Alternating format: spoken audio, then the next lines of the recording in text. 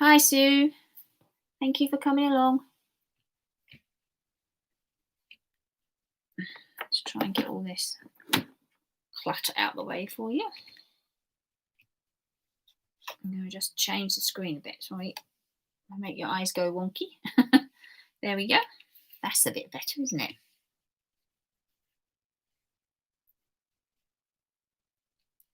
Glad all's okay.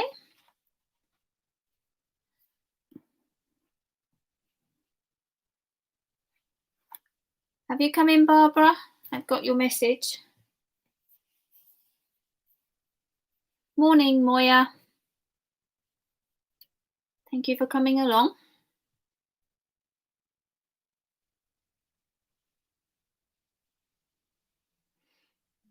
Well, it's definitely the morning for crafting, isn't it?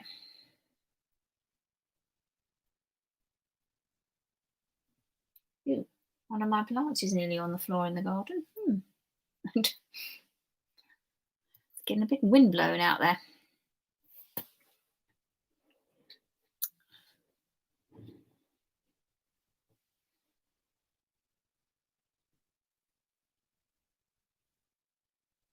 Yes, Moya, that's a good word, grim. It's definitely a bit grim out there, isn't it?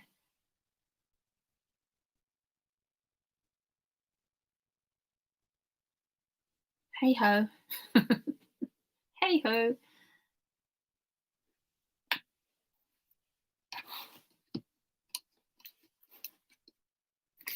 I've got so much bits and pieces on this table here. Let's get rid of some stuff. Morning, Helen. Thank you for joining us. Hope you're well.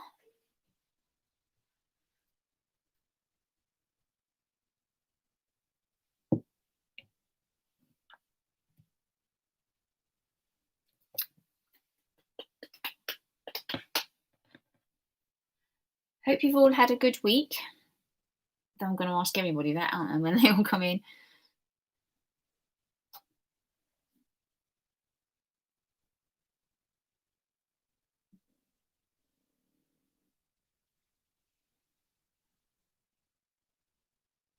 Yes, Helen, thank you. Yep, I'm good. Everything's fine here. I've had quite a good week. Just need a little bit of sunshine, I think. Still, it's November. What do you expect? And if we didn't have the rain, we wouldn't have our lovely green gardens, would we? So we'll have to figure that, I guess. Oh, Barbara. No. Oh, sorry, right, I'm reading them all. Just coming through loud and clear. You should have been going off to Nashville. Oh, I'm sorry. Oh dear. That's a little unfortunate, isn't it? Were you going to go to the Grand Old Opry?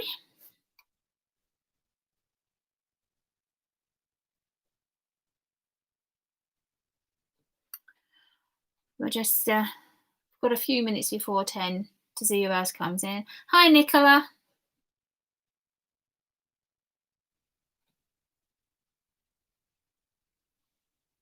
Hope you're well, Nicola. You've had a good week.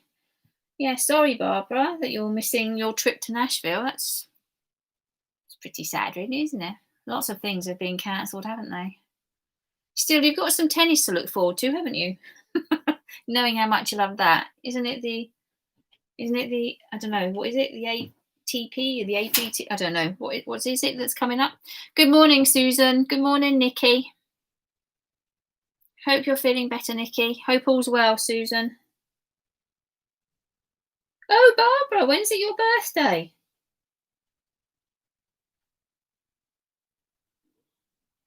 Oh, the trip to Nashville was a birthday treat for Barbara. So happy birthday, Barbara. When is it? Was it?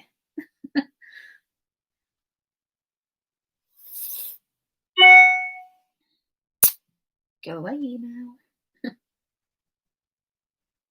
ATP tomorrow, next Saturday. Okay, Barbara. Well, have a lovely birthday next week then, next weekend. Hope you get to do something.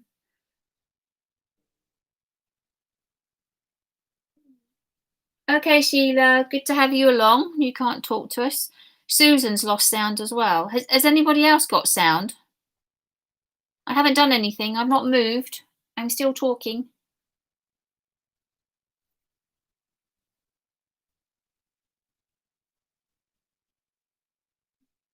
Moya can hear me. Oh, that's good. Oh, hopefully Susan can sort that out then.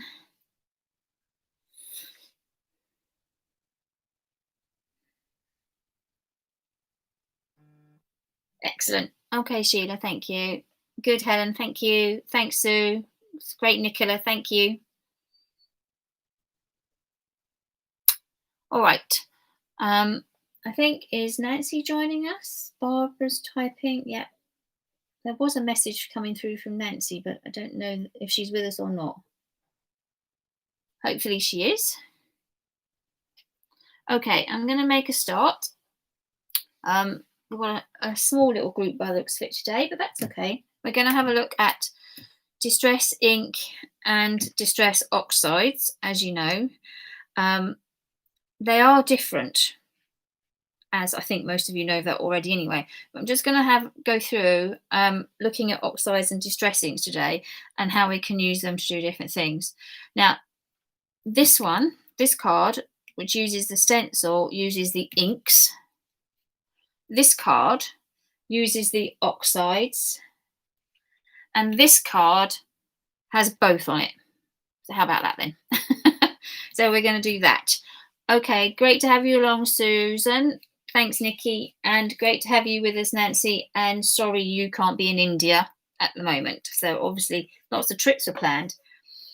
Okay, so what I'm going to do first, I just want to go through, for those of you that are not aware, the differences between the oxide and the inks. And I've got different colours here. I'm not doing all orange this time. I don't quite know why. I just got tied up with crackling campfire last time. But we'll have a look and see the other things I was playing with. But first of all, the inks and the oxides. Just very briefly, so those of you that are not familiar with it, the main differences can catch up again. So we've got Distress Ink, which is a dye-based ink. And as you know, there is slightly different properties to some of the other dye-based inks, the way it's stamped sometimes. But it is basically water reactive and is just dye in the pads. The oxide is a mixture of permanent and dye-based, which is why you get that opaque finish. All right, now it's still water reactive, as we know. Some of us that have been playing with them will know in the same way, yet it dries very differently to the inks. So oxides are opaque and inks are transparent. All right, and we'll have a look at that. They also react differently on different coloured card. So I'm just gonna, didn't get any white out. I'm just gonna show you how they react on different card. We only need one piece for each. I just want to show you this. Oh, great, Pauline. Oh, she's just logging in. Hi, Nicola. Good to have you along as well. Or Nikki. So what we're going to have a look at, hopefully Pauline will be on in a minute, is how they react with the different colours. So we'll do, actually, let me see. Did I actually get one? Yeah, mustard seed. I've actually got the mustard seed out in both. So let's switch to this so you can see what they look like. So mustard seed distress ink. Looks like my pad's quite dry. It's going to be interesting for the next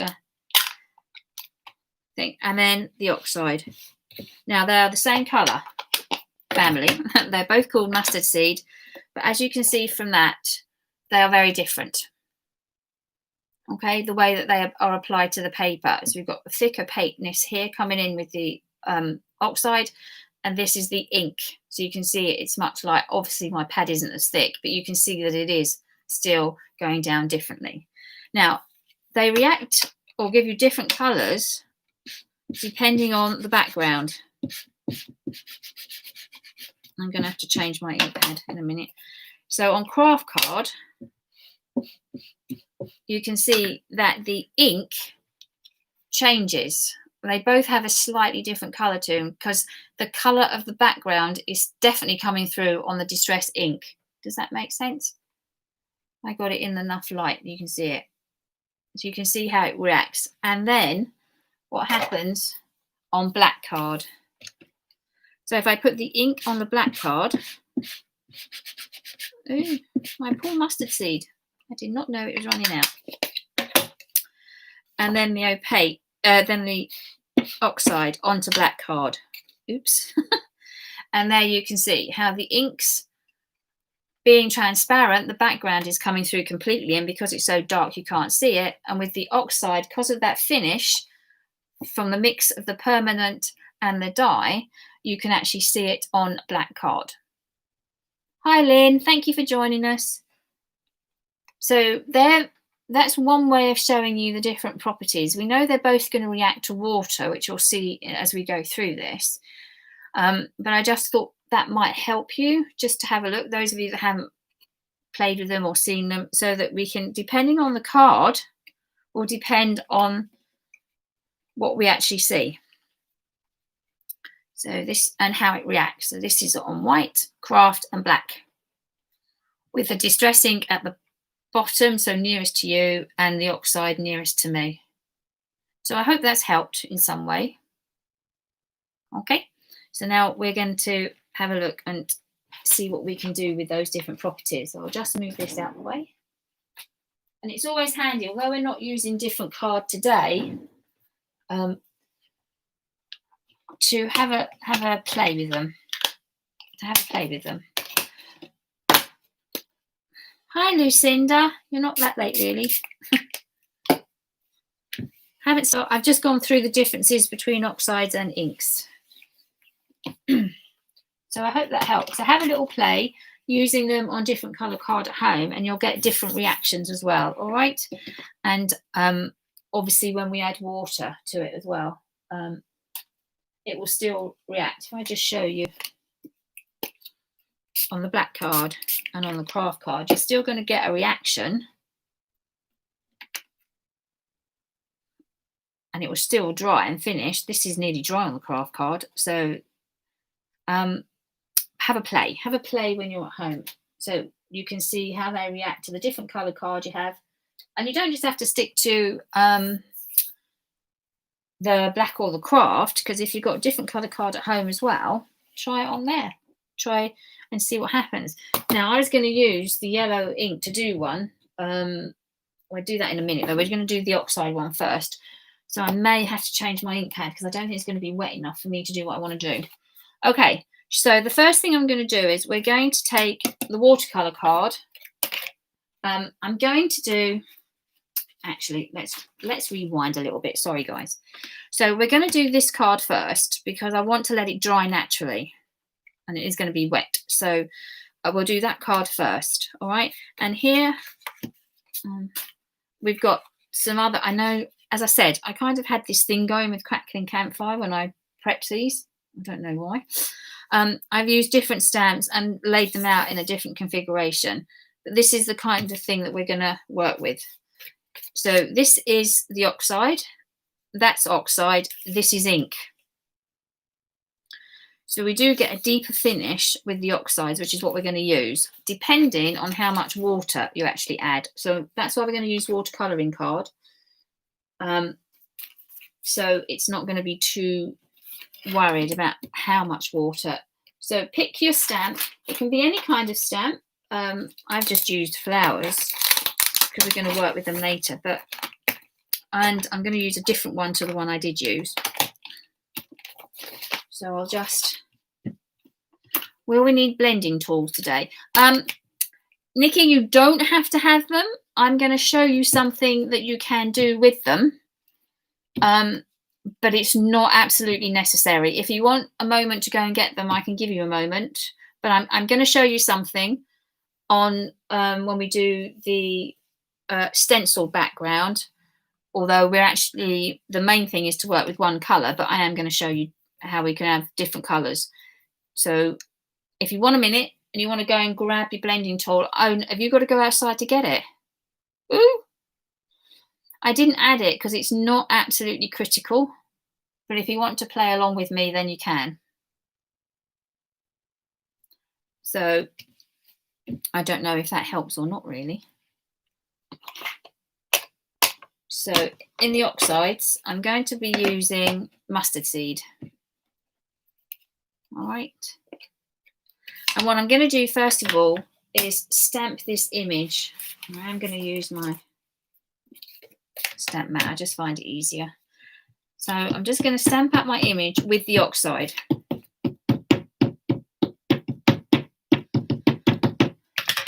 The bigger the kind of stamp you have with more ink, the better, really. So I'm just going to place this around the edge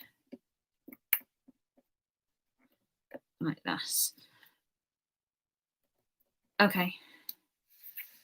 So I'm just going to be stamping this image. I'm going to have to stamp. I'm going to have to stand up. It's no good. And I'm actually going to do it all different angles this time. It doesn't matter what we're doing. We're creating a background with a Distress Oxide. Okay.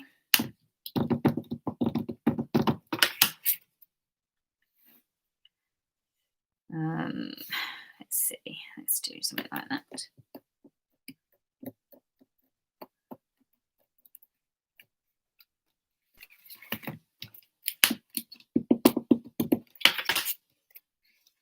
Okay, let's come in. Which angle am I going to do this one at? Yeah, maybe we only have that part coming in.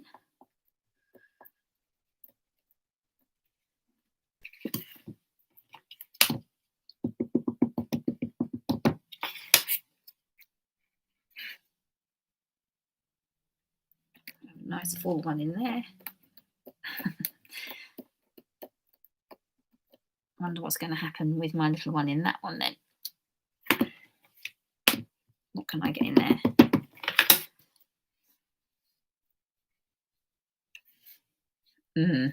This might cause a bit of chaos.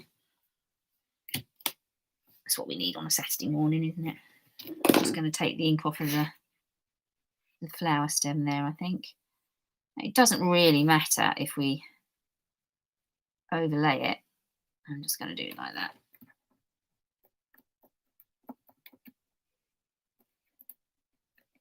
We will be stamping over them again anyway in a minute, and then colouring it.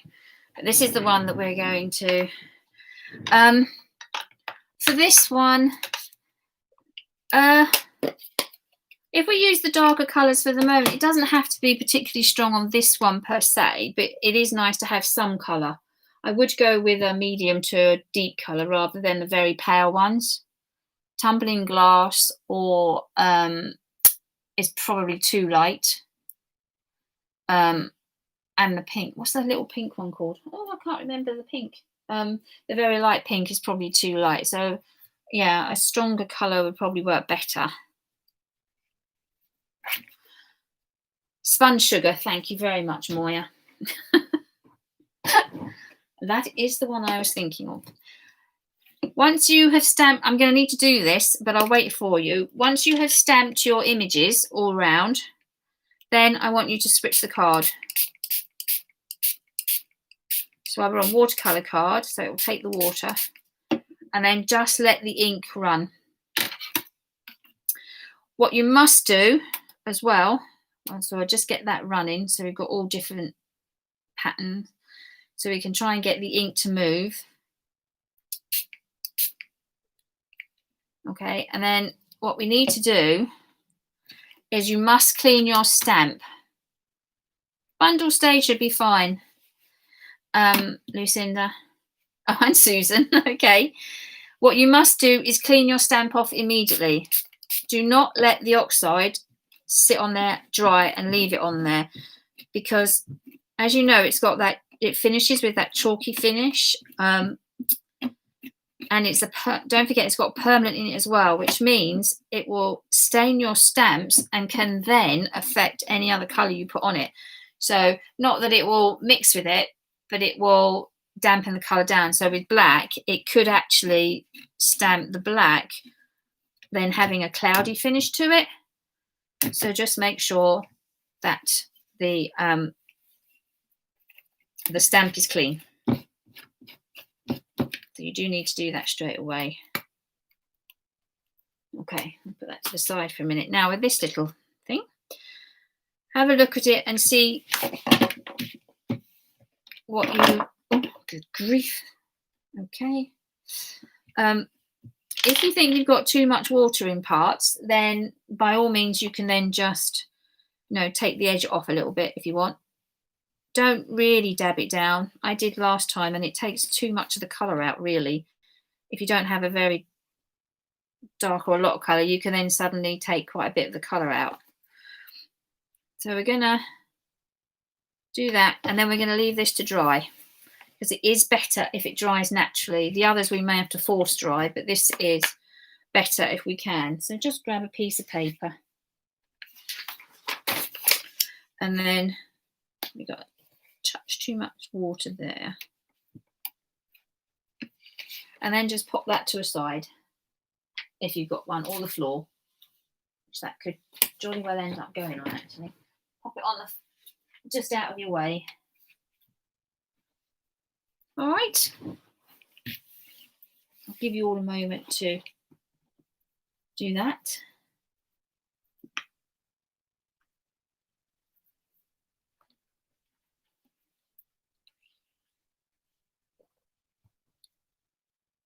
So if you let me, mine hasn't run as much. Oh, that, okay. That's all right, don't worry. As I said, we're using techniques really here, and I just wanted to show you some different things that we could do with the inks. So it doesn't have to run completely. As long as there's some colour that's run, it should be okay. Okay, so if you're, just give me a little thumbs up or something if you're ready to move on. If you've got your card ready and put to the side.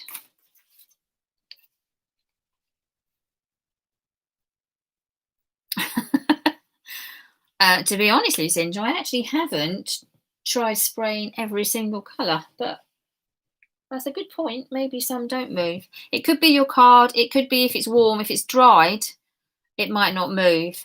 But let's see how we go. Keep going with it and we'll see what happens. Thanks, guys. Okay. Right, the next one is going to take a little bit longer. As I said, I'm going to have to change my colour ink. So if you bear with me 1 second, I'm just going to grab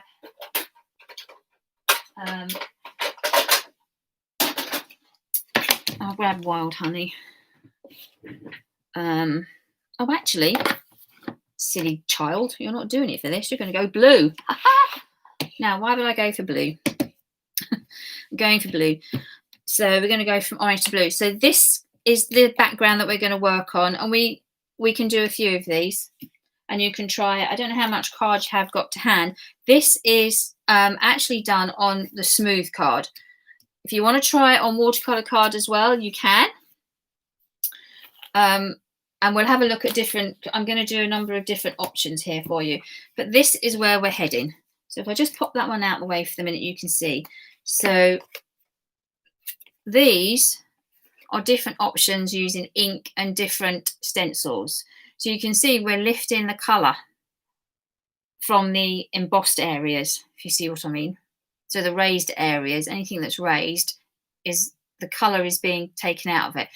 Now, this is the new speckled egg, and you can see it's lovely to do, but the darker colours can have a more greater effect. And these are both inks. This is on smooth card, this is on watercolor card. All right. And then again, this is ink. So I was just playing around, good old crackling campfire. I'll come back to that one in a minute. Now, these two are the oxide. So whilst it's not impossible to do with oxide, you don't always get completely the same effect, but that's fine. Play around, experiment. The crackling campfire comes out quite well, but the speckled egg is really quite light. So although I can see it, I'm not so sure that you're going to be able to see exactly. Yeah, can you just see it? So it is quite pale. All right. So this is using the oxides. So let's stick with the ink for the moment. I'll give you a moment. I'll give you time to do one with the oxide as well if you wish. Okay.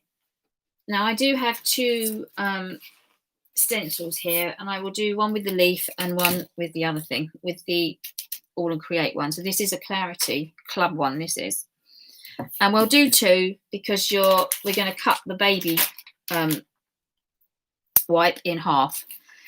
Either that or a damp towel. Now, the first thing we're going to do is we're going to cover this in ink, and you do a direct to paper technique.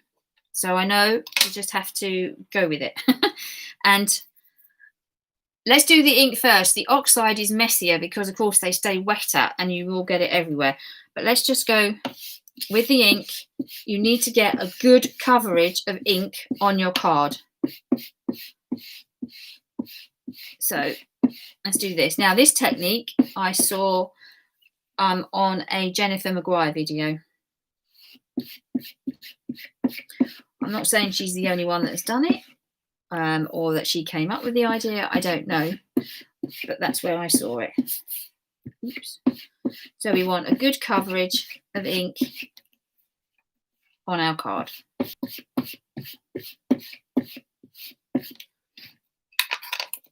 Then we're going to, let me just wipe that up. We're going to need the plates to our embossing machine. Now mine sits over behind me. I'll bring it here to do it. So what I have is a magnetic platform. But what I'm going to use is, I don't need the bottom plate because this is quite thick actually. So I have, if you have an embossing mat, or you need, depending on which machine you're using, you should have an embossing mat. This Sizzix one, I don't think it is their embossing mat, but I use it to do the embossing on. So it works for me. Then we're going to put our piece of paper down. So if you want to watch this first, you can. Place the stencil down. And we take a baby wipe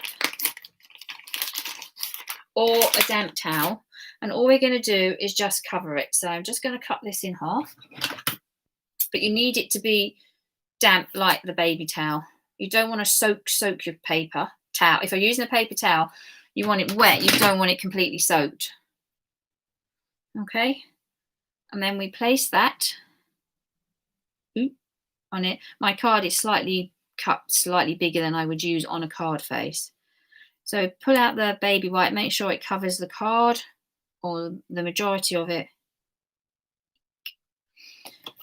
And then place your mat down. And then I'll just get my machine. And what we're going to do, I'll give you time to do this, is just roll it through 3 or 4 times.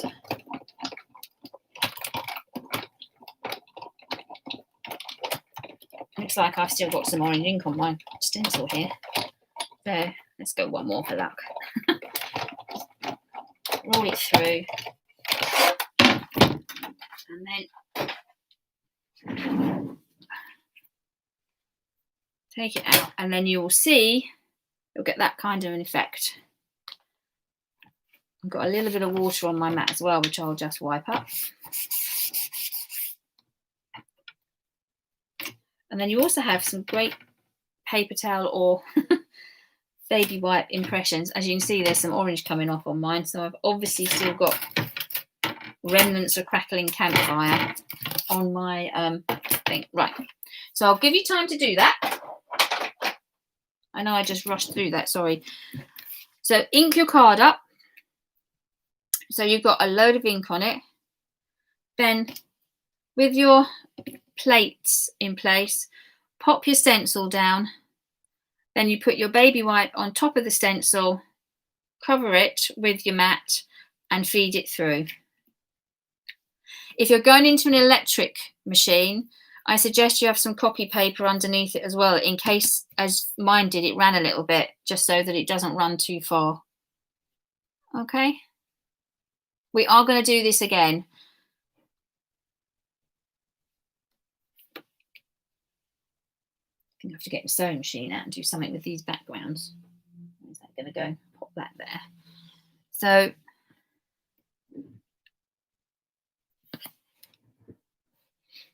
and again, of course, this needs to dry.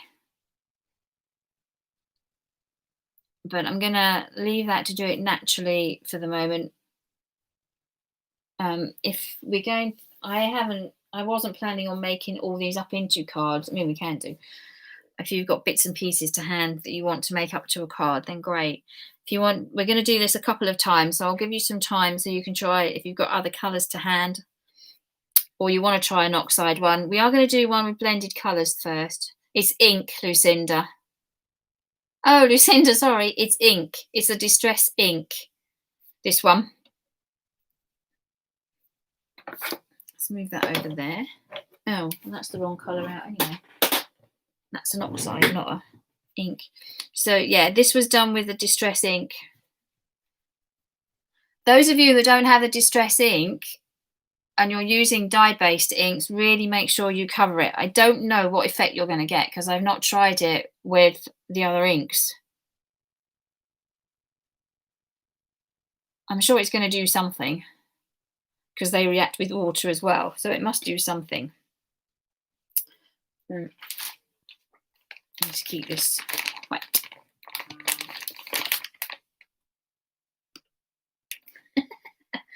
Honestly, ladies.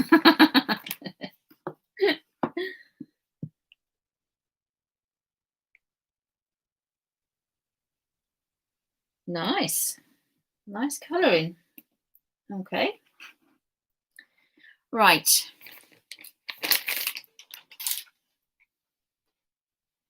I don't know if you can let me know when you're all done that one. There's plenty of time. Please, you know, we've got a lot of time to do these backgrounds. And if we do...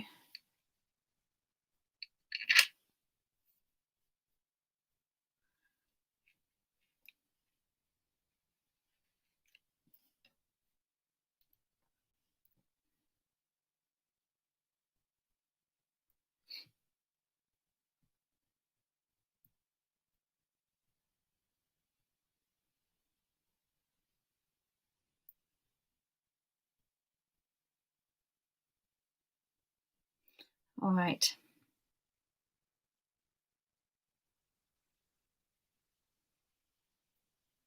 Okay, thanks, Nicola.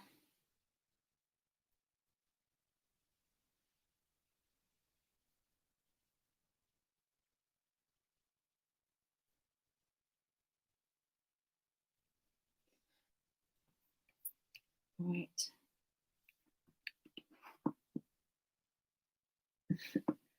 Great, Pauline. So you did yours with tissue. Yep. It have a really good effect, actually. So need to throw them. Need to think about using them as backgrounds, either in your journals or on cards. We can stitch with them. Thank you, Helen.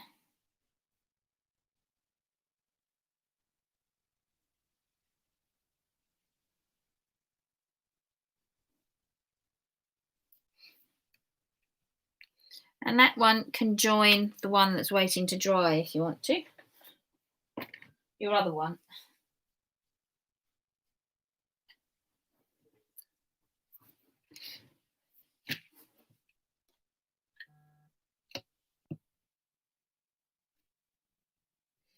Oh, that looks good, Nikki. What did you use? Have you used peacock feathers or mermaid something, or is it a different green? It doesn't look like crap pistachio. What colours have you used?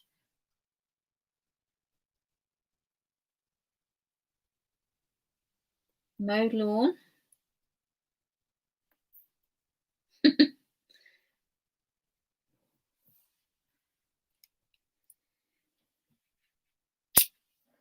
Yes, Susan, you can get different effects on the cards. I'm just going to do one more on, actually, no, I won't. I'll do one on the water card as well. I'll do this one on the water card. It also depends on which watercolour card you're using, whether you've got extra texture on it as well, because you'll get different effects for that.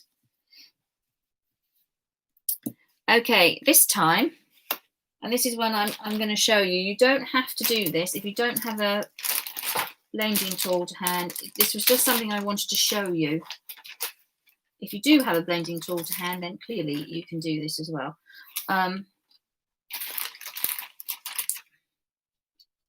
What I'm going to do is combine the colours. Yes, the rubber mat goes underneath the card.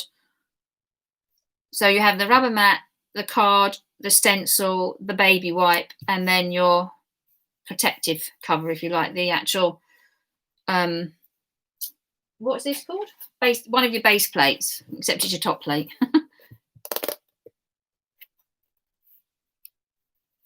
Okay.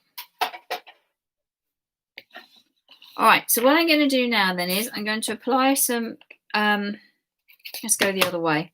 Let's do, yeah, it needs to be the lighter colour first. So let's do the, ooh, this is not very, how come some like, I think we can see which inks I've been using in the past. So we get some colour down.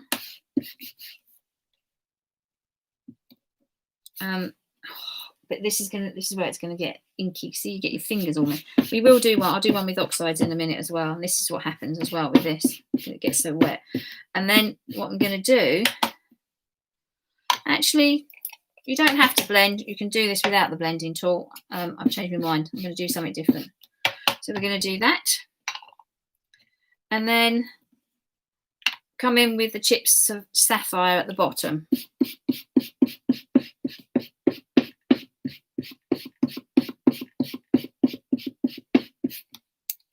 And then go back over it again. You can do this with the tool if you want to give it a better blend. But I'm going to do it direct to paper for the minute.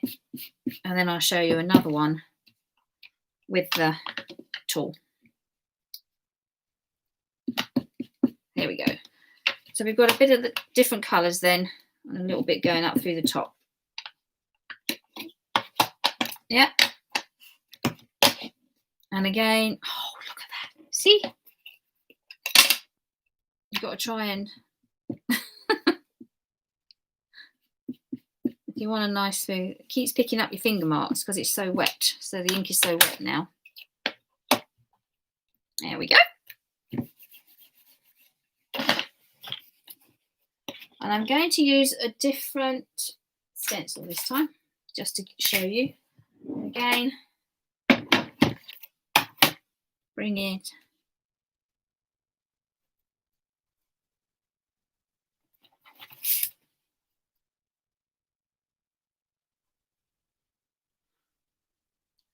Lay that down like that. Then take the baby wipe.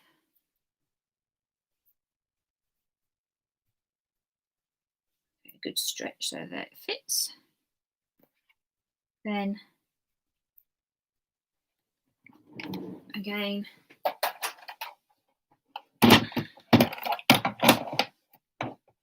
you've melded copy paper to your rubber mat. How did you do that?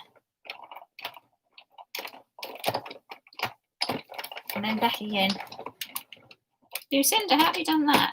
Is it the wet paper you mean?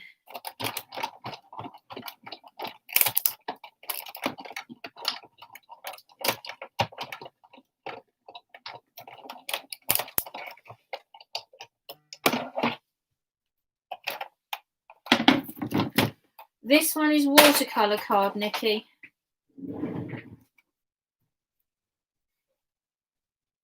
It doesn't matter if you use smooth though, you can use both.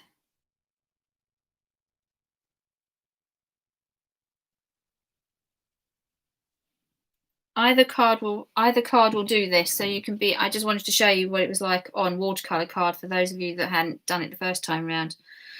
And there, we've now got one with a different effect at the base.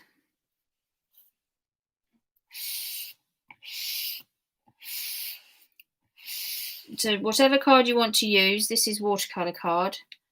Put down the ink.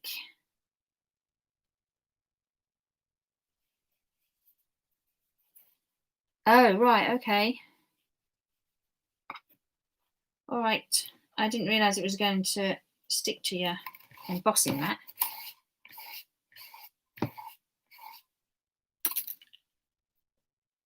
Are you using electric machines?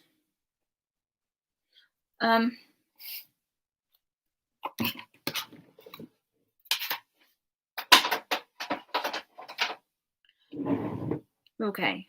So any card, it will work on both cards. This is watercolour card. I'll do another one with smooth in a minute using the oxides. Gosh, I'm filthy. Is everybody else as messy as me?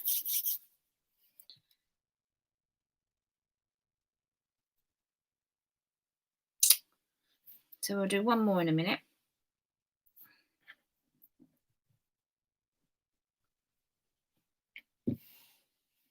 So let me know how you're getting on.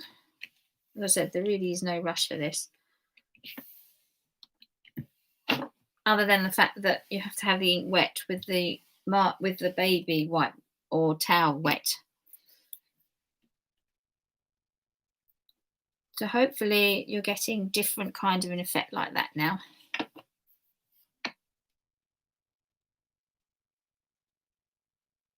Oh, I know what we're going to do. I know what I'm going to do in a minute. Yes. I'm going to do it with oxide, aren't I?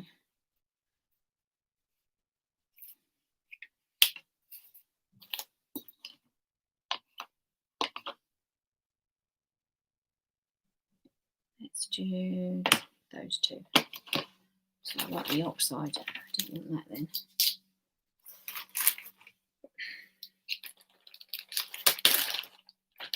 And I'll put that around the edge. Okay, how are you all getting on?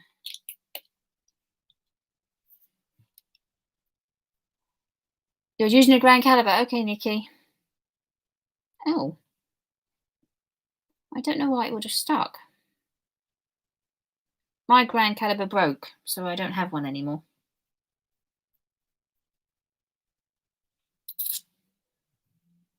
But that's okay.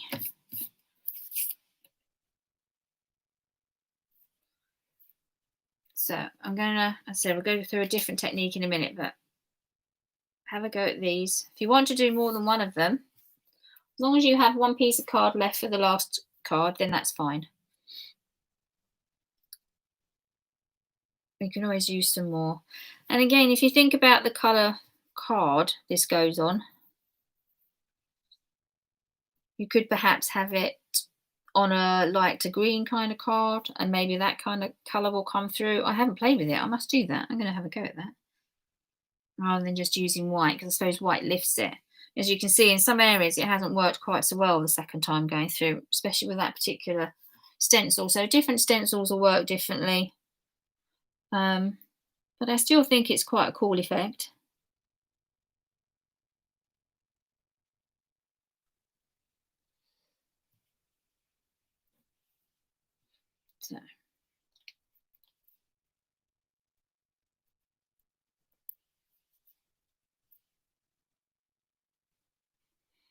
So how are we doing? We got a couple of pieces.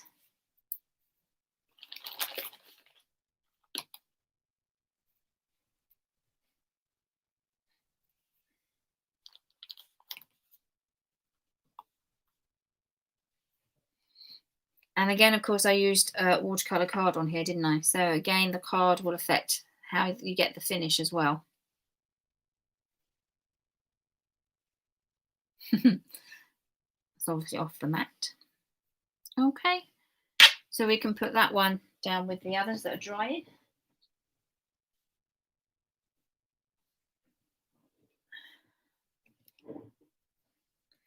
And then I'm just going to show you one more with the...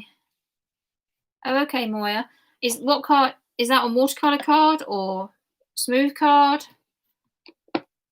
It could be how wet. Are you using a towel or a baby wipe? That might affect it, how wet it was.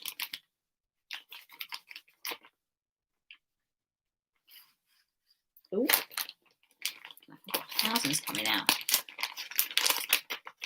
Baby white is very wet. Okay.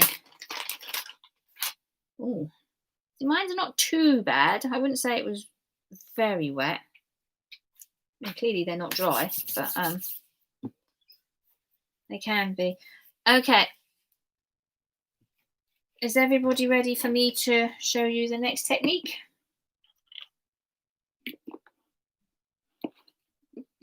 Now I'm going to do it with oxide so we can see what impact oxides has, and it's going to be on plain card. Smooth. This is just smooth white card. It's the pink frog. So now I'm going to I'm a right old mess, aren't I? So we're going to put the oxide down. Now remember, this seems much wetter, and it stays wetter than the ink. Well, mind you, my sapphire ink was very wet, wasn't it, just now? Oh, the salty ocean was. So just pick a corner to hold the card as you do direct to paper again. So we get lots of ink on. So we cover it. And then what I'm going to do this time, which could dry it a little bit, what I want to do is I'm going to put an edge around it. Just going to take this yellow off the mat. Oh, well, maybe I won't. And then I'm going to use some abandoned coral. Now, just as a word of warning, I'll just read the message in a minute. Try without cotton now. Oh no. Okay, Lucinda. With your blending tools, please make sure you can use one for the same color family in oxides and one for the same color family in ink, separate tools. Please don't mix them up, because oxide, I know this has got a mark on it, but oxide going into the ink will affect the ink pad. Distress ink going into oxide won't have quite a disastrous effect, but going the other way will mess up the ink pads, okay? So try and keep them separate. I have a bag for oxide and a bag for ink. I've actually got them written on. So you can see Distress ink in my little bag. So I know that they're the ink ones, and the same for oxide. So I've just got a bag full of oxide ones. So I'm just going to ink this up, and I'm going to go around the edge. This has started to kind of dry off a little bit. So let's see how well I do here. And I just want to bring some colour around the edge this time. Now, because it's opaque, because the oxide is opaque, take some of that yellow off. It will sit on top. They don't blend. They look like they have a blended edge, and that's because the top colour covers the bottom colour. Now, it shouldn't affect it too much, but I am going to take some of this yellow off my tool so that it doesn't go into the abandoned coral. But so you can blend round, and so the top oxide will sit over the bottom oxide, if you see what I mean. You're not getting a different colour. It's still abandoned coral. It might look slightly different because we're going on a different colour underneath it, like with the black card, instead of just white. I'm going to do an edge like that. Hopefully this hasn't dried too much. And then get our plates back out again.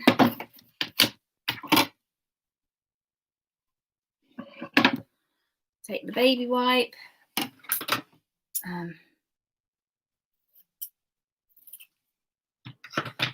Cut it in half with the stencil.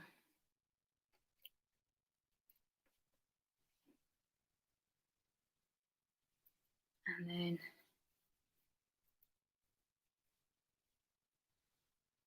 cover the card again and run it through your machine. a couple of times.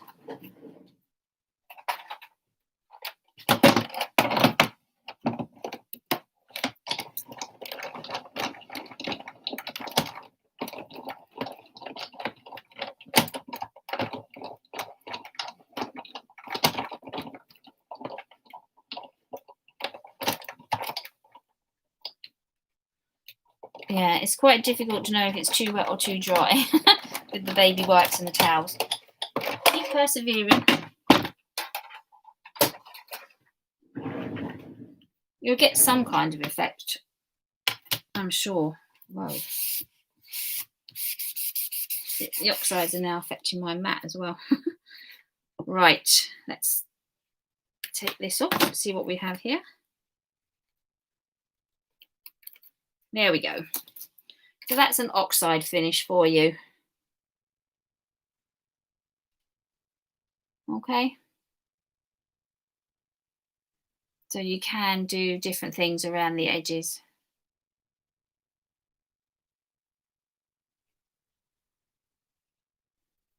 So I'll let you have a go with that.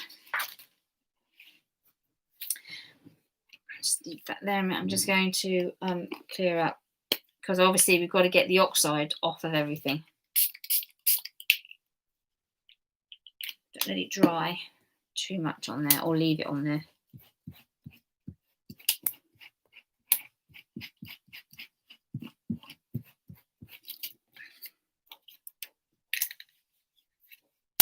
I've obviously still got some green on here. Little rag. Right. Let's make sure everything is sorted. So have a little go at doing that one.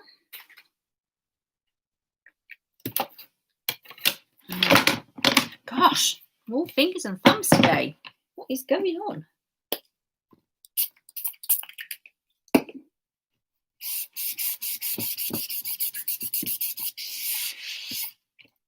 Oh well.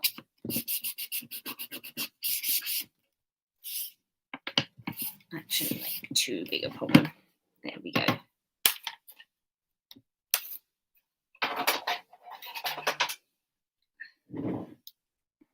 Let's have a look. How are we all? Just going to have a look at your photos you're putting up. Oh, Nikki, that's brilliant.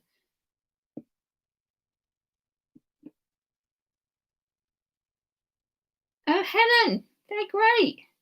Oh, you're getting some really lovely effects, aren't you? Shows what the different colours and the different inks and stuff are doing. The different papers.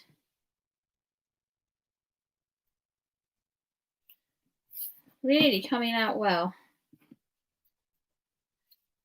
And as we're all using different stencils, we're all seeing different, we're all, you know, sharing different results, which is great.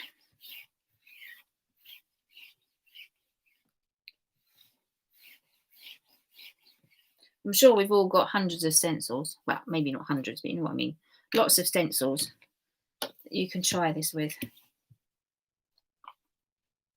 And some have got thicker areas that will give you that kind of effect, and others have got smaller areas. But that geometric one you've just done, Nikki, looks really good. Sorry, Sheila, you're having problems with your connection. Is everybody else okay? It doesn't look like it's buffering this end. Okay. I'm just going to leave that to dry. Really cool. Really like what's going on. Very good. Okay, everybody seems to be all right then. Oh, Susan, I'm sorry. Shampoo usually shifts it. I don't know what it is in shampoo that shifts it, but I know if I've got any ink left on my hand and I wash my hair, it usually comes off. Excuse me. I know. It's quite a messy technique, isn't it? Maybe I should have warned you about that. More fun if you don't know, though. Okay, so let's get oxides. Is everybody sort of tidied and ready to move on? Moya's. Oh, Moya, that's cool. Different colours? Nice. Yep. Great, ladies. Thank you. Hope everybody else is getting on okay. And that's a good one, Susan, as well. They're all coming out really well. Hope, Nancy, you're doing okay with us. Barbara, you're all right with us as well? Okay, I'm going to leave those to dry. We are going to come back to our first one soon. And obviously we can talk about what you can do. Well, you can do anything with the other backgrounds, and I'll go over what I did with mine. I'm going to come on to this one next, and we are going to have to force dry this because we're going to do the backgrounds. Now I'm going to talk about mixing. So with Distress inks, and really with any dye-based inks, it's best to put one layer of colour down first at a time. So rather than having, I'm not saying you can't have different colours on the mat and then just take one, swipe it over once. But if you start to swipe across the colours, they can go muddy. Whereas if we leave it to dry, then we still see each colour clearly. Does that make sense? Especially with the inks, because they're transparent. So as you can see here, you don't know if the yellow went down first, followed by the brown, or the brown followed by the yellow. Does that make sense? I'm glad you're having fun, Susan. So does that make sense about so with the different layers, you're still seeing your colours. You're not getting brown unless you intentionally layer brown, which is what I've done here. So the colours are staying, you can still see the colours separately. Okay, so that's what we're going to do now, which is why we're going to have to force dry it, because obviously we can't just sit around 5-10 minutes waiting for each layer to dry. So that's what we'll do. So this is done on smooth card. I did this on smooth card. So it's a piece of smooth card, and we're going to use, so we don't have shed loads of water. It's not going to be soaked. And we're using ink. For this effect, I want to use the ink. So the background is done with the ink. The colouring in is done with the oxides, and you can see what the oxides have done to the ink. So we'll come back to that in a minute. So it is ink on the background. All right, and I'm using smooth card. You can do this on watercolour card though. It's fine. It doesn't matter. But I'm going to go with the smooth to start with. If you want, actually, what I did find, if you have two pieces of card handy, so I'll have a white and a smooth, because I'll let you into a little secret. This was actually the second generation of the inks. I just grabbed this one. This was the first. So you can see the first was a wee bit brighter. So that was the first, done in layers again, done in different, but then I actually mopped up with a second piece of card, so I got a paler version, and that's the one I went with. You can use both. It doesn't make any difference. You can see that the oxide will still cover it, but I preferred that kind of background. So let's have two pieces of card handy, if you've still got two. If you need to cut them, I can wait. And I'm going to do one on watercolour card and one on smooth card, so we can see the difference, okay? So that's what we're going to do now. So take your think of what three colours you're going to use. I'm going to go with, they are different actually, I didn't use these before, Abandoned Coral, Vintage Photo and Mustard Seed. They're the ones I'm going to go with first of all. All right, and then we'll use different colours to colour in. So I'm going to lay the first colour down, which I think I'm going to put the Mustard Seed down first. And if you're using a matte, you'll see that it will go slightly differently to if you're going on to if you're using a silicone matte, as opposed to on glass, because on glass when it wets it beads more, although it does it on here as well, so it doesn't really matter. I've got it on both so you can see what I mean. Actually you can't probably see that, can you? If I move that over a little bit. So I've got some ink there and ink on the silicone matte. So it kind of, on the glass matte, it's kind of gone all kind of runny kind of thing. And on the silicone matte, it kind of stays true to form. It doesn't move quite as much, but we'll see what happens. So on the smooth card, I'm just going to use this. I'm just going to dab it. So we don't run it. I'm just going to dab different bits of card, leave some white, and then just place that to one side. Take the second piece of card and mop up. Okay. If you want to make it even lighter, then you can add more water to the ink that's left on the mat. And if you've got on your silicone mat, if you've got it beading, so you've got little dots, you can still get the little dots, which is quite a nice technique, really. It's quite a nice finish. You've got to try and get them there like that, rather than smoothing it like that bit there. Right, so that's probably enough yellow on there. I better just mop this up. Don't really want to waste it. But you can't, do you see you get different effects? So from the glass mat, and then on the silicone, can you see that you can bead on the silicone, whereas on the glass it's not quite the same? There is a little bit going on, but not quite the same. There we go. Right, let's just wipe that off. Couldn't waste that, could we? We'll leave that to one side for the minute. Okay, so we've got, as I said, we're going to need to dry it before we go on to our next layer. So out with the guns and then dry them off. All right, so do the top and do both sides as well. Oh, we've lost Lucinda. So carry on drying. Oh, that's cool. And Nancy, they look really great.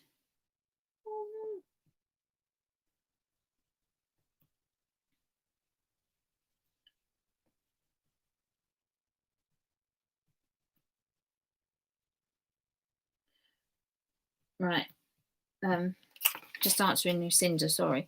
Okay, so let's dry these off.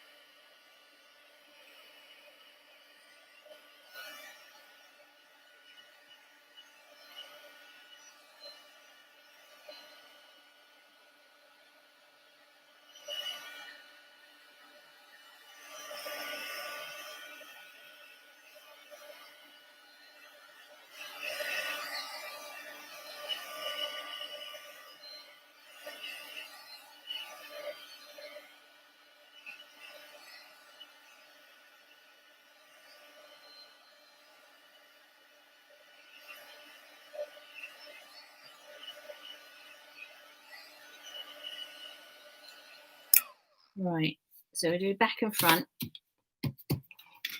Try and prevent the card from warping too much. And we're going to go in with the second colour, remembering which one is the main, which is which colour,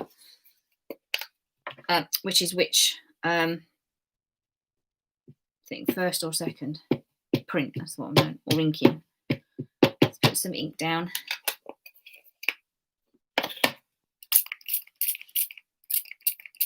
Now I'm using abandoned coral here with this. Ooh, now, and this is not facing, do you remember I mentioned before, I don't know, some of you might not have heard me, that if your spritzer is getting empty and it's not pumping properly, make sure that the curved end, so this, oh, I'm not in shot, this end, can I show you where it's curved? So this pipe has a little curve to it, and you want the curve to sit the same way the jet at the top does, the hole at the top where the water comes out. So you want them facing the same way. That way, when you put it on. When you're tilting your bottle to spray, like that, the water is still soaking the, I can't really show this, it's really hard to show this bit. The water is sitting around the end of the nozzle as opposed to away from it, because it would go that way if you weren't facing it, and that way. Can you see that? Does that make any difference going that way? I think you'll see what, if you try it, you'll see what I mean, that the water stays facing the nozzle, all right? And that way it will, should still pick up the water. Okay, so let's just get some more of this on. There we go, there's the abandoned coral. It's very bright, isn't it? And then I might take that down a little bit. A bit more water on there, and then still nice and bright. It's a nice colour. And then dump it. Keep dumping it down.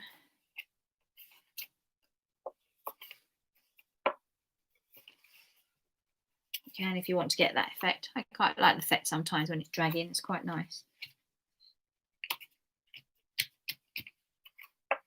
There we go. Mop that bit up, and then we need to dry those off.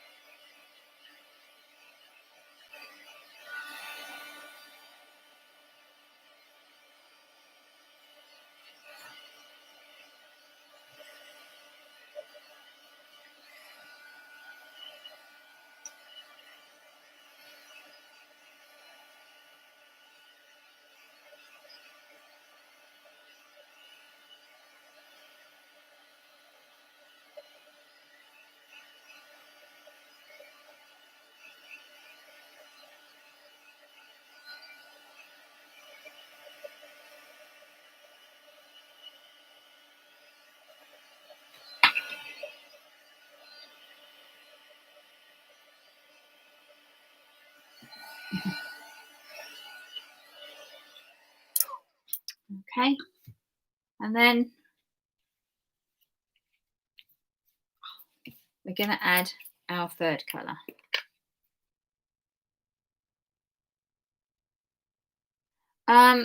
Lucinda, yeah, you just put the ink on the mat,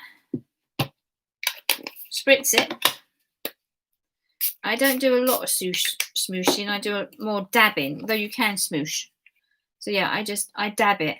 Oh gosh, that is a lot in there. Oops. This is a darker brown to the one I used before. So then I just, you know, yeah, smush the card into the ink, but I kind of do mine on a dabbing motion. Got like that. So that is quite dark. A little bit more water.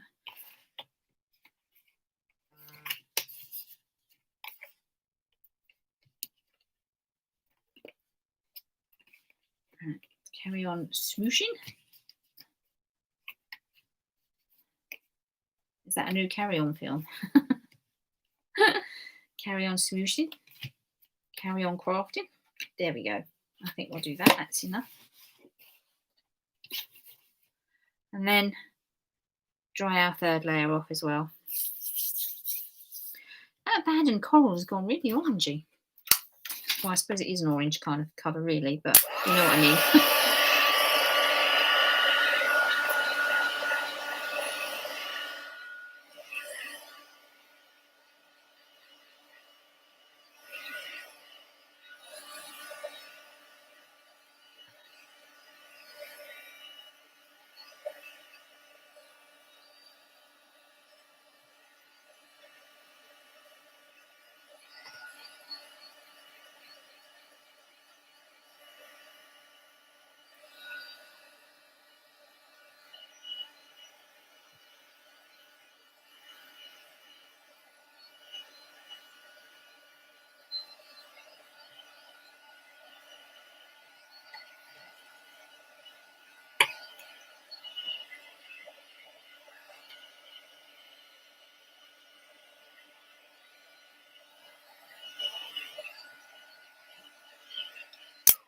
Okay.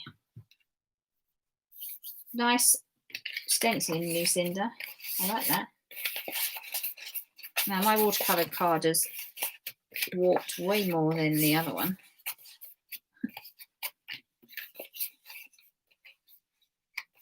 That is actually the one I'm going to use, only because I'm going to use the secondary colours. They are quite bright, that one. They're really good for a woodlandy kind of scene, aren't they? And I'm going to use the same stamp so you can see what I've done. We're just going to fill it in. We're going to do some painting with the opaques. Oh gosh, did I ask you to have a paintbrush handy? Did I ask you? I can't remember whether I said have a paintbrush handy. Ooh.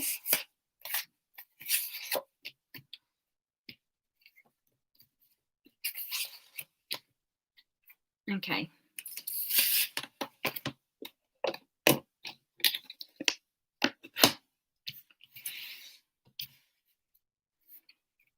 The abandoned coral actually sits in the red section in Distress Inks. If you print the labels off, it sits with the reds, not with the oranges, which I guess it probably sits between the two, really, doesn't it? Okay, I shall wait for you all to get to me.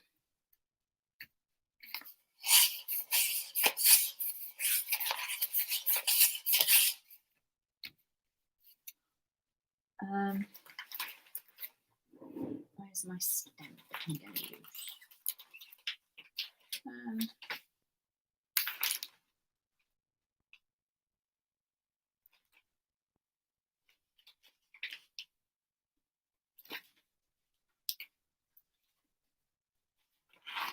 Okay, I'll stick to this one.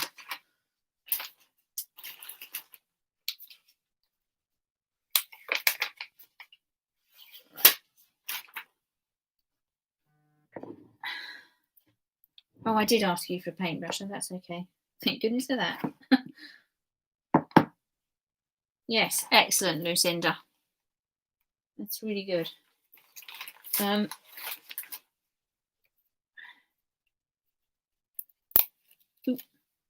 Just move my flower.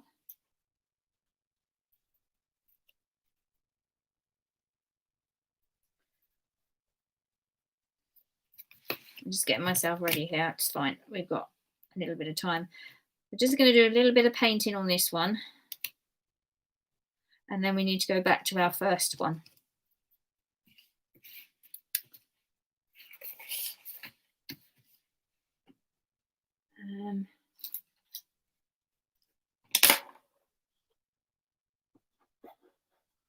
Oops, it's not very clean. Actually, I don't need that, do I? So, right, what am I colouring in as? And that and that. Good Lord. Wow, sorry, I'm all fingers and thumbs.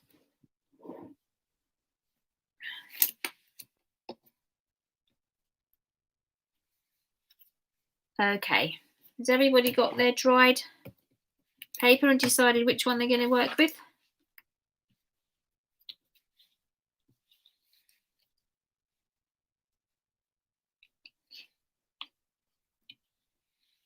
Now with your stamp, I don't know if this is on straight. This is a strange stamp because the vase isn't straight. So it's not a strange stamp in that sense. I mean, I like the stamp, but it's hard to determine whether it's straight or not. Okay, so when you're ready, ink up your stamp. You need a VersaFine or archival, a permanent ink.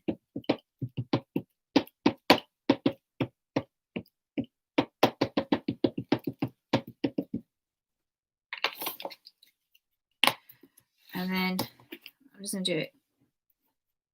Now, it's not easy doing it on warped card 1, but let's see.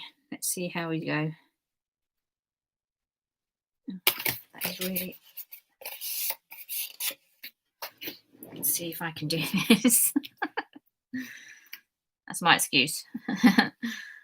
I'm just going to put it to the side, so I could put a little sticker or sentiment on. Let's try and keep that bit straight and then press down and let it sit. Let the ink stay in contact with the card, especially if you're on watercolour card.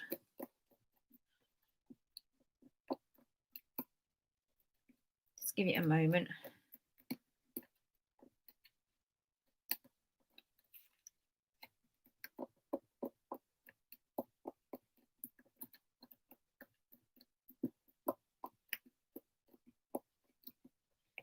Okay, and then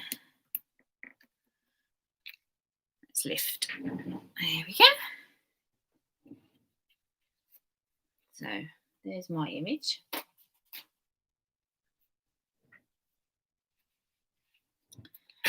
And then what we're going to do, we're going to paint with the oxides.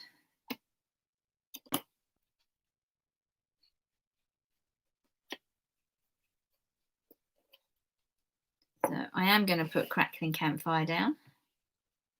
I had hoped that my new colour was here because it's being dispatched, the green one.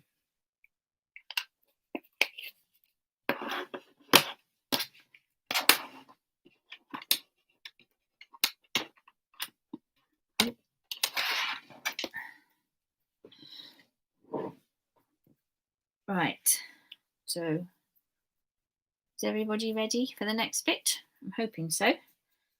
Decide on the colours that you want to use, and then I just wet my paintbrush. I'm not going to spritz the colour, just wet the paintbrush. You don't want the paintbrush sopping wet. And then with the colour on the ink, on the mat, I just pick it up. So it's like you're watercolouring, you're just using the ink rather than paint. And then you can paint over it.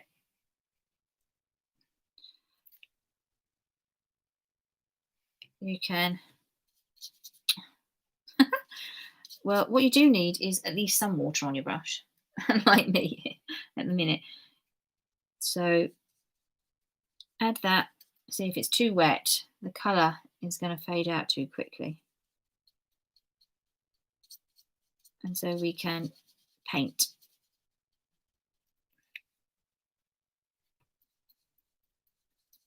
And we can layer it up. We don't have to do it all in one hit. So we can gently layer up the colour.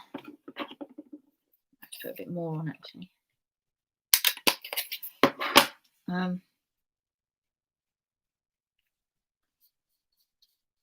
then the opacity of the oxides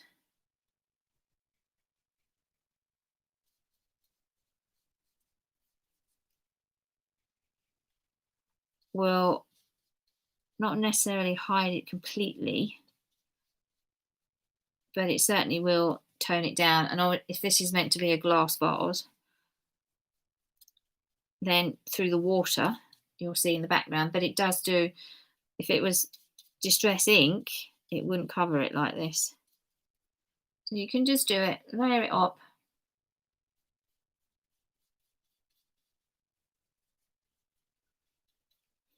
I'm going to leave that to dry a minute and come back, do another coat. And in the meantime, I'm going to paint the flowers.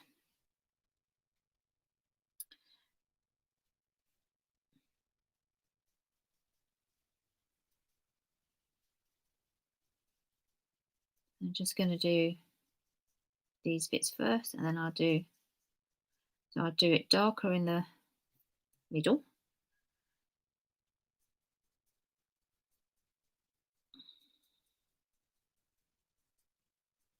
And you can see that the oxide is covering. You should see it on your own. The oxide is covering up the colour underneath it.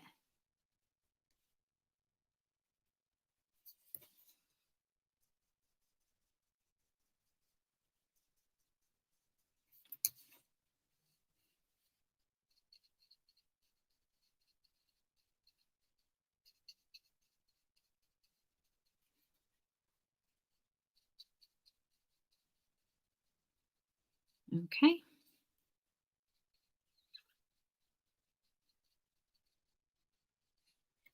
And then I'm going to leave that little bit to dry for a minute, and I'm going to come back to the blue of my water. And I need to put some more. I need more ink. This is tumbling glass. The other one I did was speckled egg. So it's obviously a deeper colour. You can see what I mean. It is certainly. And from what you're doing yourself, you can see how the opaqueness of the oxides is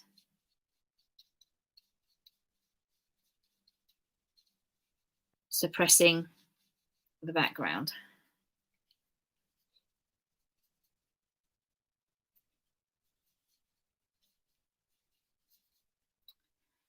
Like so.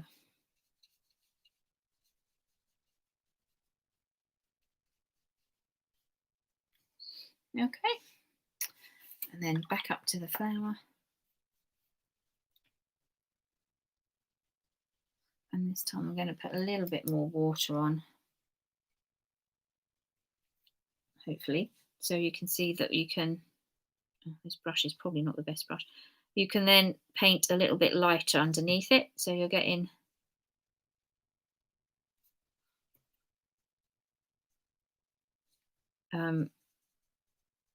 just finish this, I'll hold it up, so you can vary the depth of the paint of the oxide, and you can see you can still do different depths of colour. So can you see it on this one here? I hold it up to the camera. You've got the different colours there. Still using crackling campfire. Okay. So we're just going to finish colouring this one in, painting it.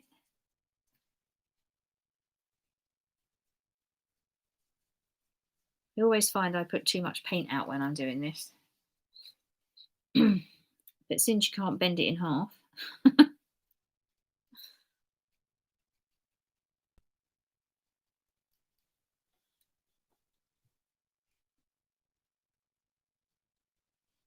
and only use part of the pad, then it's a little different. It's a little difficult not to put down. So you could only try a corner. Anyway, hopefully you're getting on all right with your painting. You're going to get more practice doing it in a minute.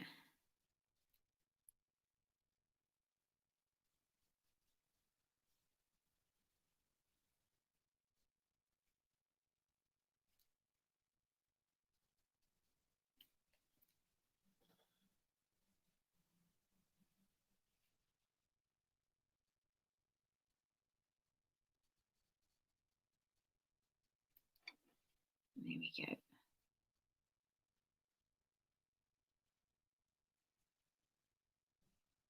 Oh, and I did have some green last time on the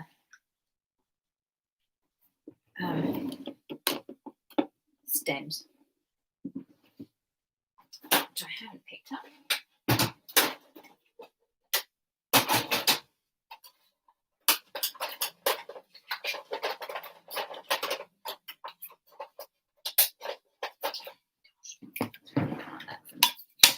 I'm just going to do a little bit of twisted citron to colour these stems in. They're very tiny.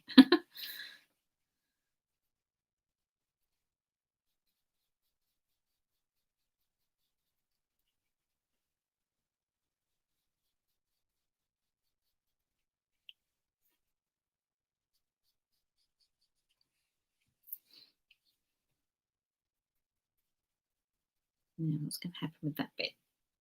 Test. There we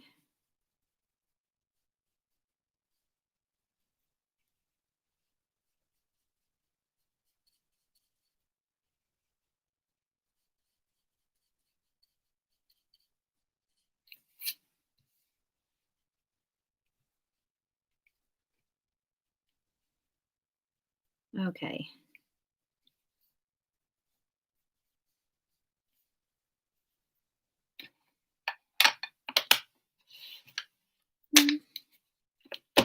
So here I have my painted vase and flowers.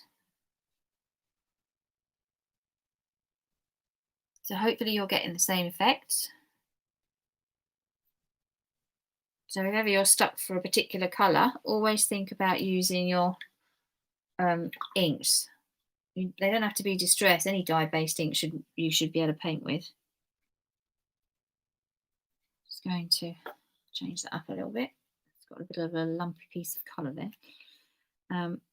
So yeah, so any of your water-based inks you should be able to paint with.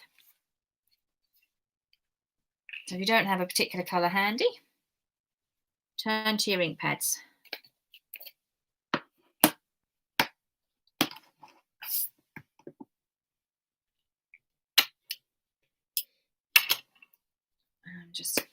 I really can't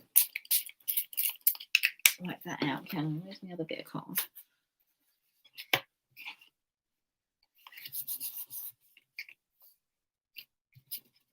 Just mop this up a little bit. Interesting.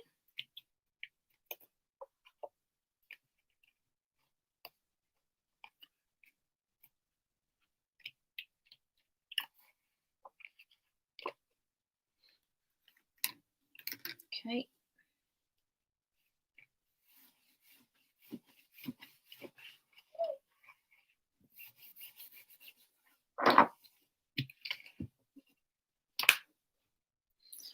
Okay. Just move that out of the way. I don't know where to, but we'll move it out of the way.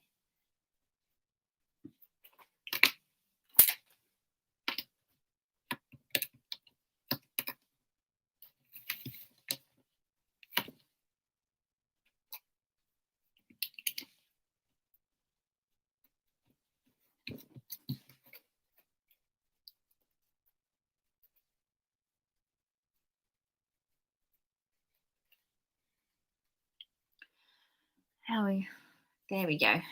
So hopefully you're coming some way to colouring your piece. I'll give you some minutes and then we'll go back to our first card.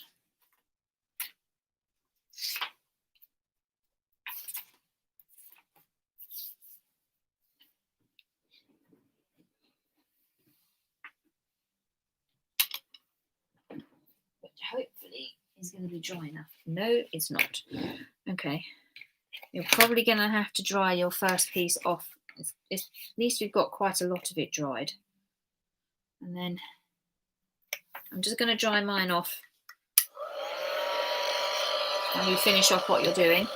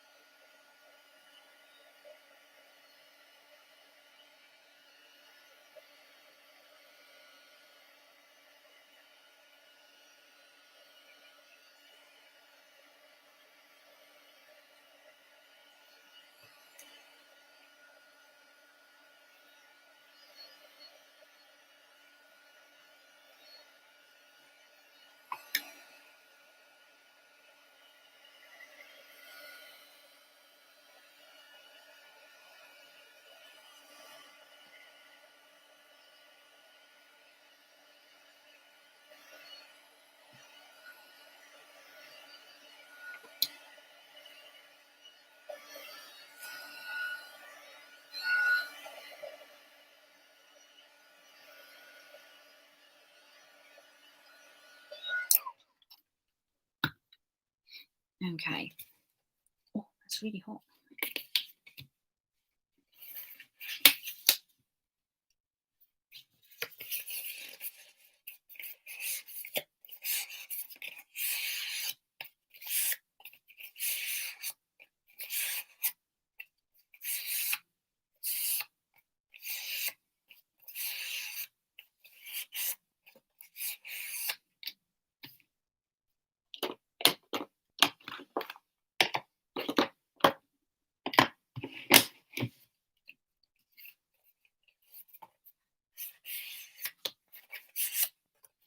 Okay then, how are you doing? How are you getting on? Oh, that looks lovely, Susan. That stamp looks very familiar. It's one of Hobby Arts, isn't it? That was the set I was going to get everybody, but not everybody wanted it. So, is that the Hobby Art set, Susan?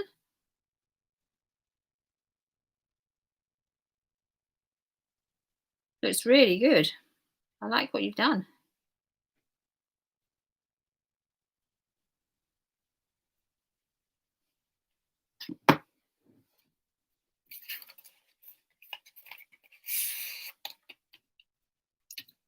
Okay. Has everybody finished their image? If you have, then can you check that the first card you did is dry? And if it isn't, can you dry it off? Try and get it as flat as possible.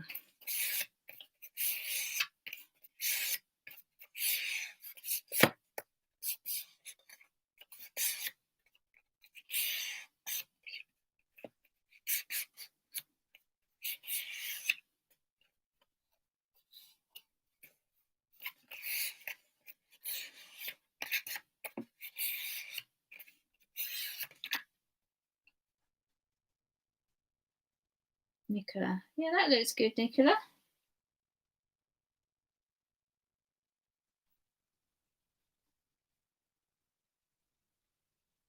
Pauline, that looks good as well. Gosh, we're all using some great card. Susan, is that last? Yes, that it is the Hobby Art stamp set. Okay. I have that. I can see if anybody else wants that. I've got them. I can show you those stamps.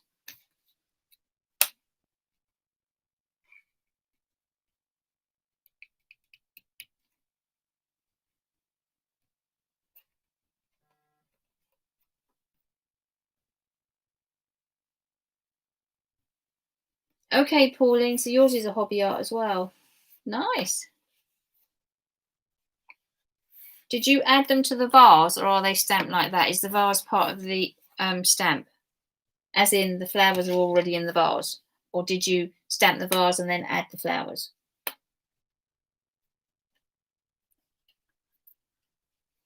Excellent. Right. Quite a few of you are ready to move on. So let's work on, grab your first one again and make sure that's dry. Right, okay then. Okay, Pauline, it's separate. It's very lovely. They're beautiful. All the ones I can see, Susan, Nicola and Pauline's, they're lovely. Very nice. Oh, Helen, I like it.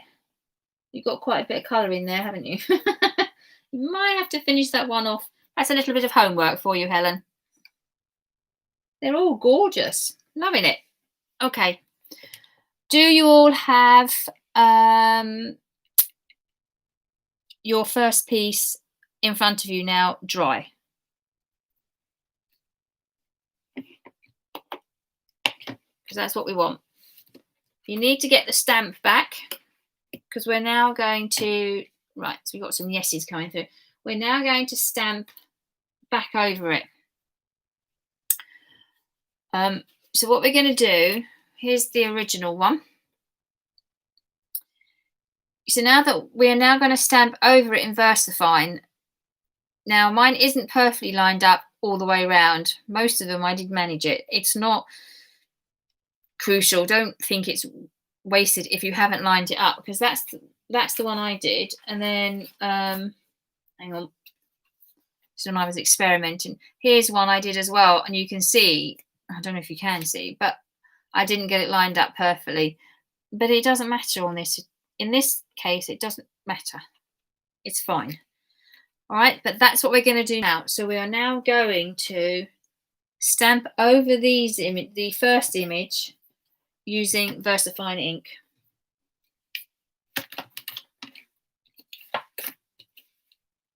All right. So I'll make a start. Don't rush. I can show you. Now my one's got all lots of different pieces of, actually I better do that one in the middle first. I've got one that is going to overlay, aren't I? Haven't I? So let's take that ink off of there first.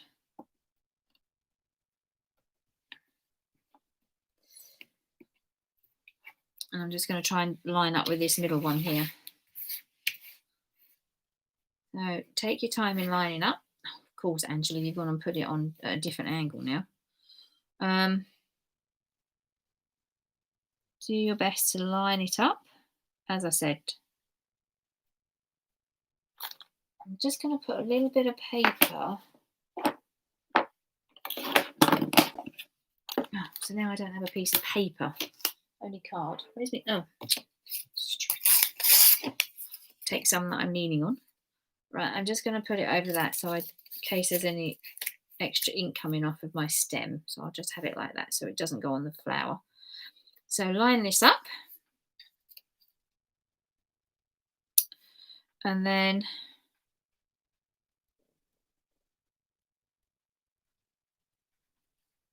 as I said, I haven't stamped this one before, so who knows? Who knows what's going to end up, and it doesn't really matter.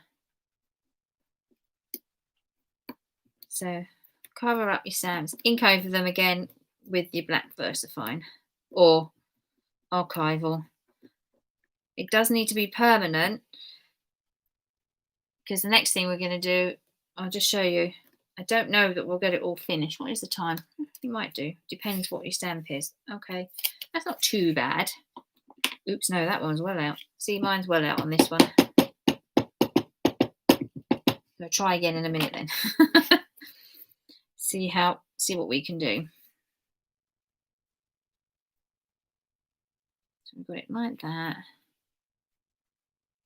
You've got to be able to see a point in your stamp, haven't you? So we've got that like that, like that, like that.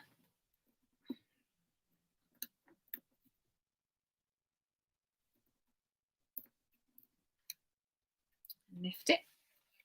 Getting a little bit closer now. Oh,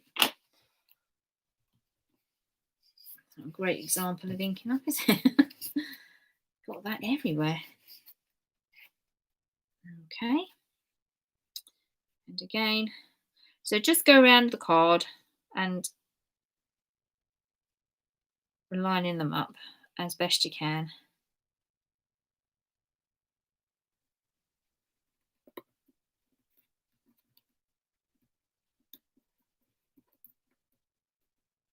There we go.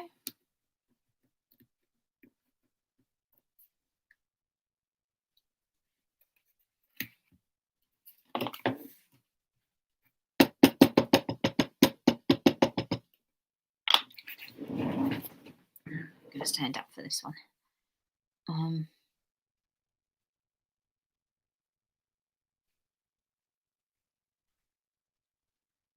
Okay, there we go.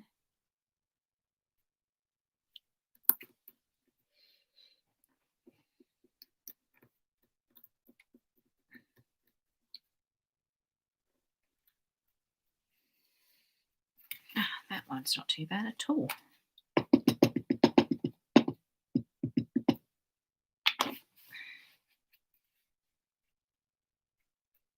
Okay, let's do this.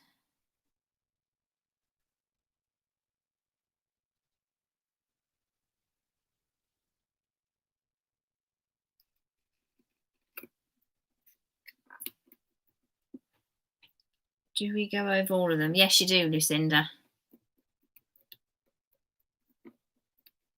Sorry, I was busy stamping. I didn't see your message. Yes, you do. Go over all of them. Although I suppose you don't have to. I mean, yeah, I am. In this instance.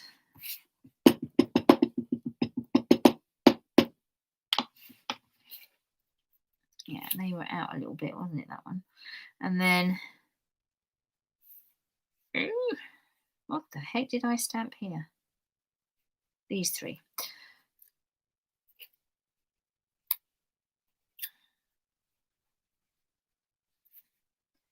So we can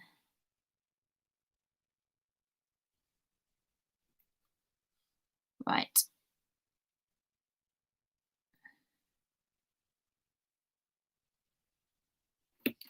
Oh, I think that one's slightly out.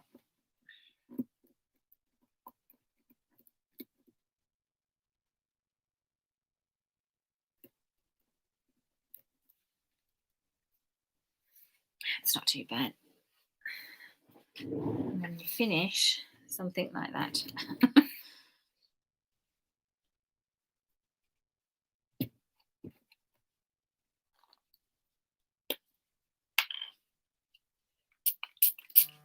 So how are you doing? Oh, let's have a look, Nikki. What are you up to?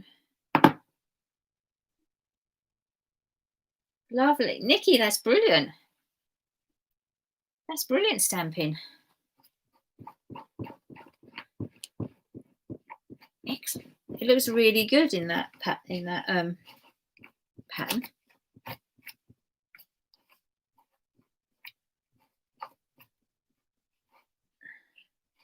Yeah, really good.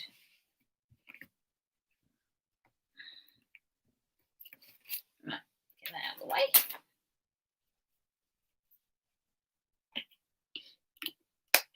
Okay. And make sure it's dry.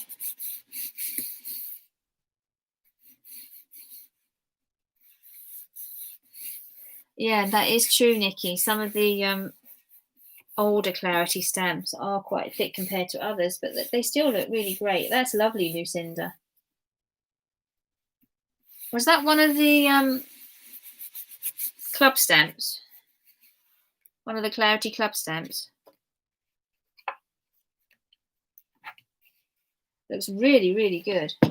So what you're going to, no wonder you asked if you had to do all of them.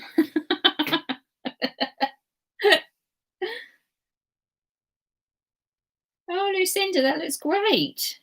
Yep, that'll look fab when it's finished. Okay, what we're going to do now is a little bit more practice in your painting because you now go over these again. So what we're going to do is, wow, you're picking some fantastic stamps. That's a good one, Helen. Really good. Absolutely beautiful. Well done, all of you. They're fabs. I hope you're enjoying it. Now we've got to do some more painting, sorry. So it was just another way. So we've used, this is all oxide, so we're not painting over anything per se. But what we're now doing is bringing, of course mine, if you've gone over, it doesn't matter. We're now bringing back depth to the actual image. Because obviously we've watercoloured it. And now we can go in. I'm actually going to add some brown to mine when it's dry. And lift our image again. So we go back in using the same ink as the background. And that way they will start to show up a lot more. Now, I know some of you have got quite a lot on there. Don't worry. You can obviously finish it when we finished here. I'll just go over a few bit more pieces, but let's do a little bit of colouring.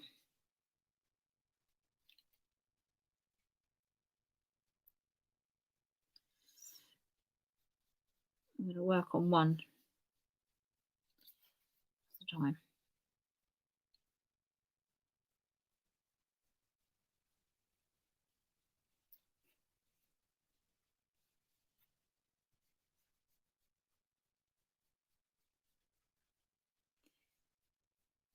We can colour it.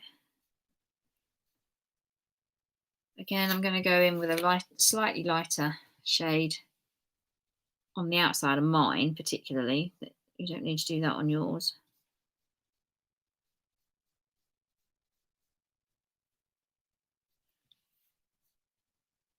I know, Helen, you're you're going to wish you didn't choose that stamp now, and it's a beautiful stamp though. So just get some. You don't have to fill all of it in. You can do different depths.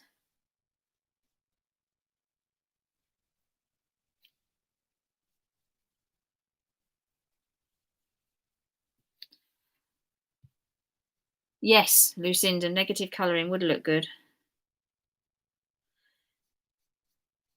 That's something else we can look at. Colouring around the flower instead of in it. Okay, I'm going to just put some lighter colour on this one. Is Jane watching or just following the messages?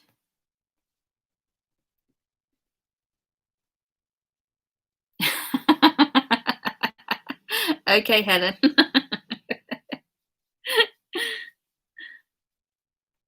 Is that because of how much work you've got to put on it?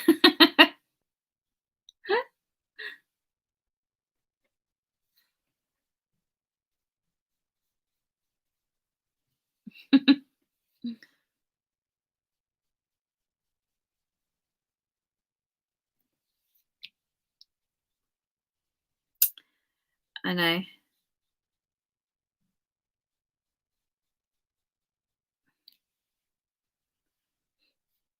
I like the way that some of these colours, not quite like Brushos, but in a similar way to Brushos, split out with a slightly different colour as well. So I've got this pinky colour coming out from the ink.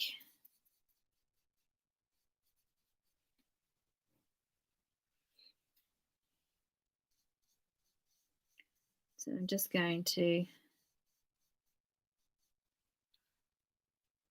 do these, and then I'll show you. I'm going to where my heavy black lines are. So where these are darker here, I'm going to actually add. So at this point here, I'm now going to put some brown over it, some dark brown over it. You don't have to. I'm going to just lift it. I mean, on my other ones, I did the peony. Then on the middle, oops, if I get this back again. So on this one, it's glitter. So I put glitter in the centre. I don't know if you can. Can you tell it's glitter? Oh, I think it is sparkling a little bit, isn't it? So you can just about tell if it's glitter.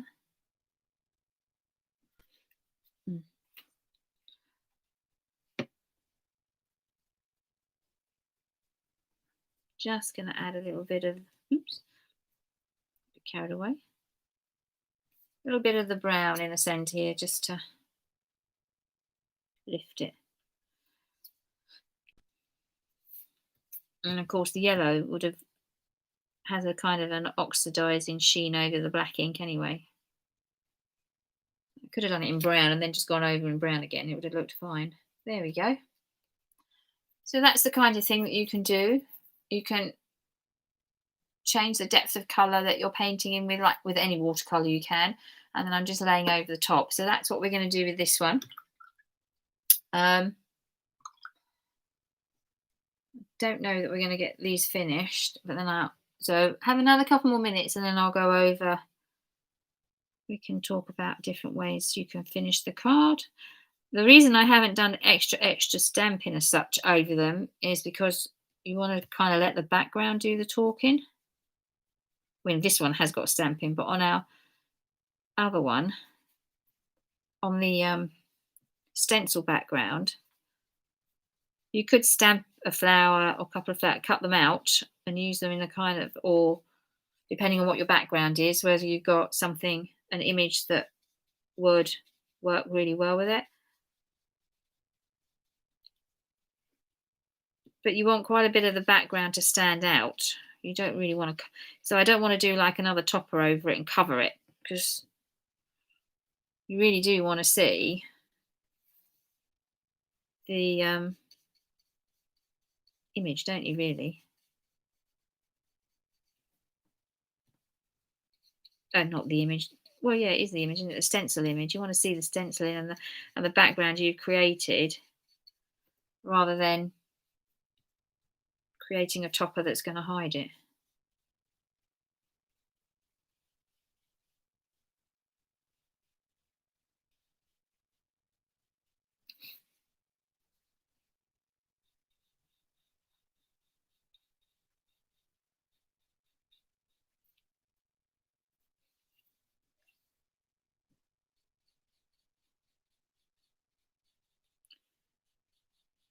Okay.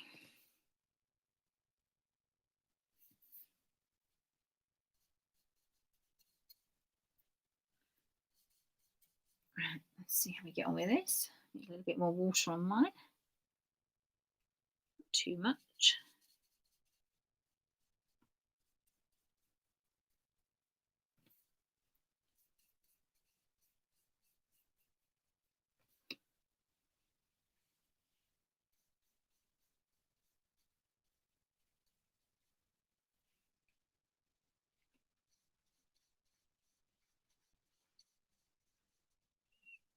Okay.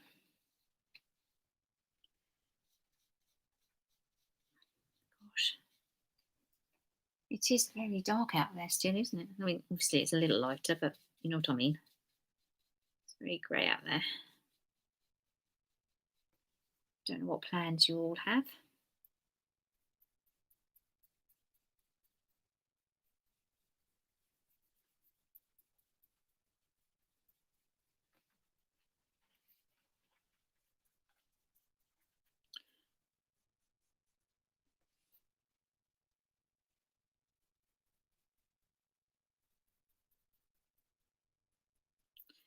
I guess, Barbara, you'll be sitting down watching the tennis. It starts later this afternoon, doesn't it?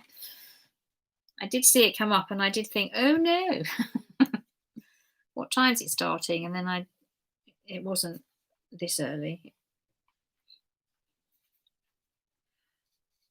What are you going to do? Play yourself some country music as you're watching it? Such a shame you can't go out there to Nashville, and a shame for you, Nancy, as well, that you can't get out to India.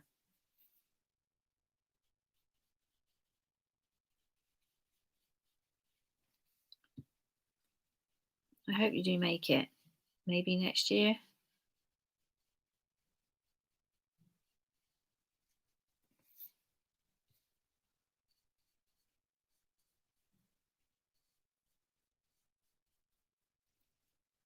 Right. Okay. I might have to stop this myself here. So we just have a look at the others. In my cowboy boot. Boots and hats. Yeah, you can sit there watching the tennis, can't you? Just go yeehaw every now and again. Oh, you poor thing. It would have been so nice. I mean, we'd obviously like to get out to America to see the baby. But they don't even think they're in LA, and Gillian and the rest of their family, even Lawrence's family, is in Florida as well. They're all in Florida. And because of what's happening in America, the spiking, they don't think they're going to be able to go from LA to Florida for Christmas. So they're all a little sad about that.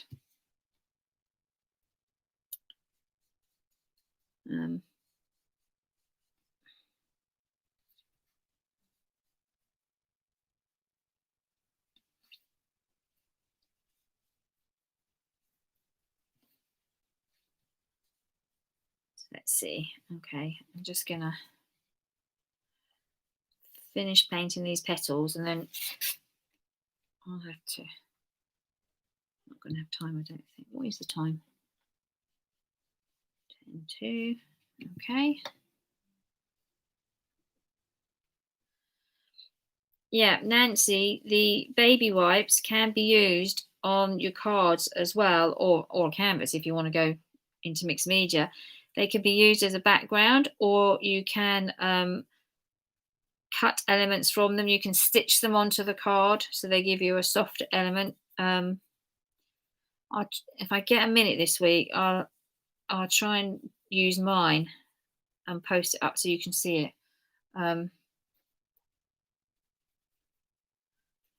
But you can do. They're very good in the background. You could dye, depending on which dye you use. If you you may be able to die cut it as well.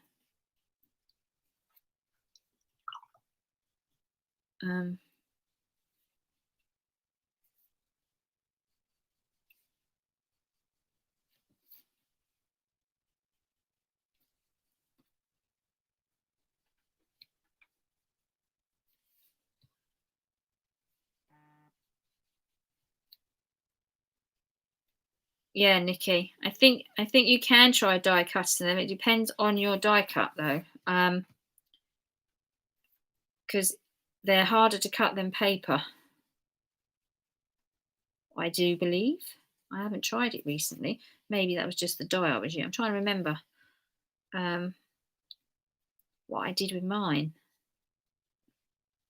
I used them in a mixed media piece, I think, as the background. So I kind of used them as what did I do with it? I cut around it with made them like clouds kind of things, I think, in the background. I can't remember if I used them now. I know I was doing something with them. Wow, that is a lot of ink, brown ink there. So I better not waste it.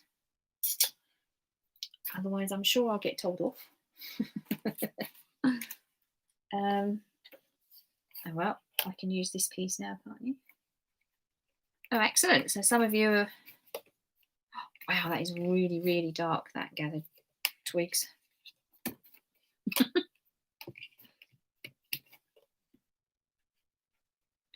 Yes, very dark.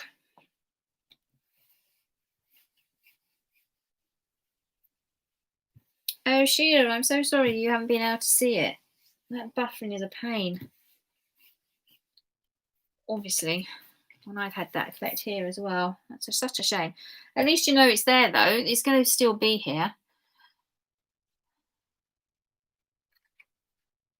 Oh, has he, Lucinda?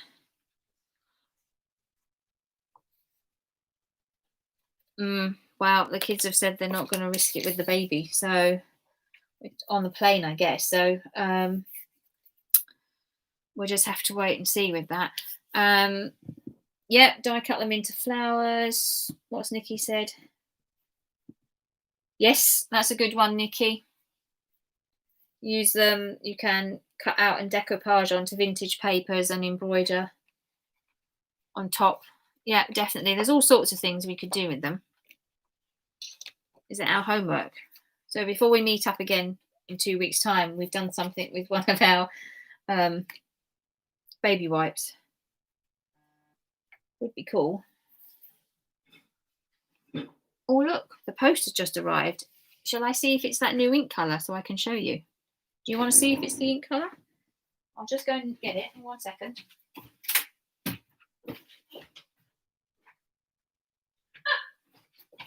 No. It's a bit of junk mail that's just been put through my letterbox. That poor postman's getting drenched and all he's delivered is junk mail. Hopefully they'll get here for Monday. Anyway. What one are we looking at now? Pauline, that's really lovely. Oh, Susan, the echinacea. Right, is that from the same set? It is, isn't it? It's this. Okay. So this is the Hobby Art stamp set that Susan's used, which is the one I mentioned about whether or not we get it and do some things with that at one of the workshops, which we can still do. It doesn't mean we can't use it, but this is the flower set. So if you're interested, let me know. And I can order them. And then this is the background set. They are both new sets. Doesn't mean you have to have them. They are both new sets. So I might do that. Yeah, they're nice. They're nice, Susan.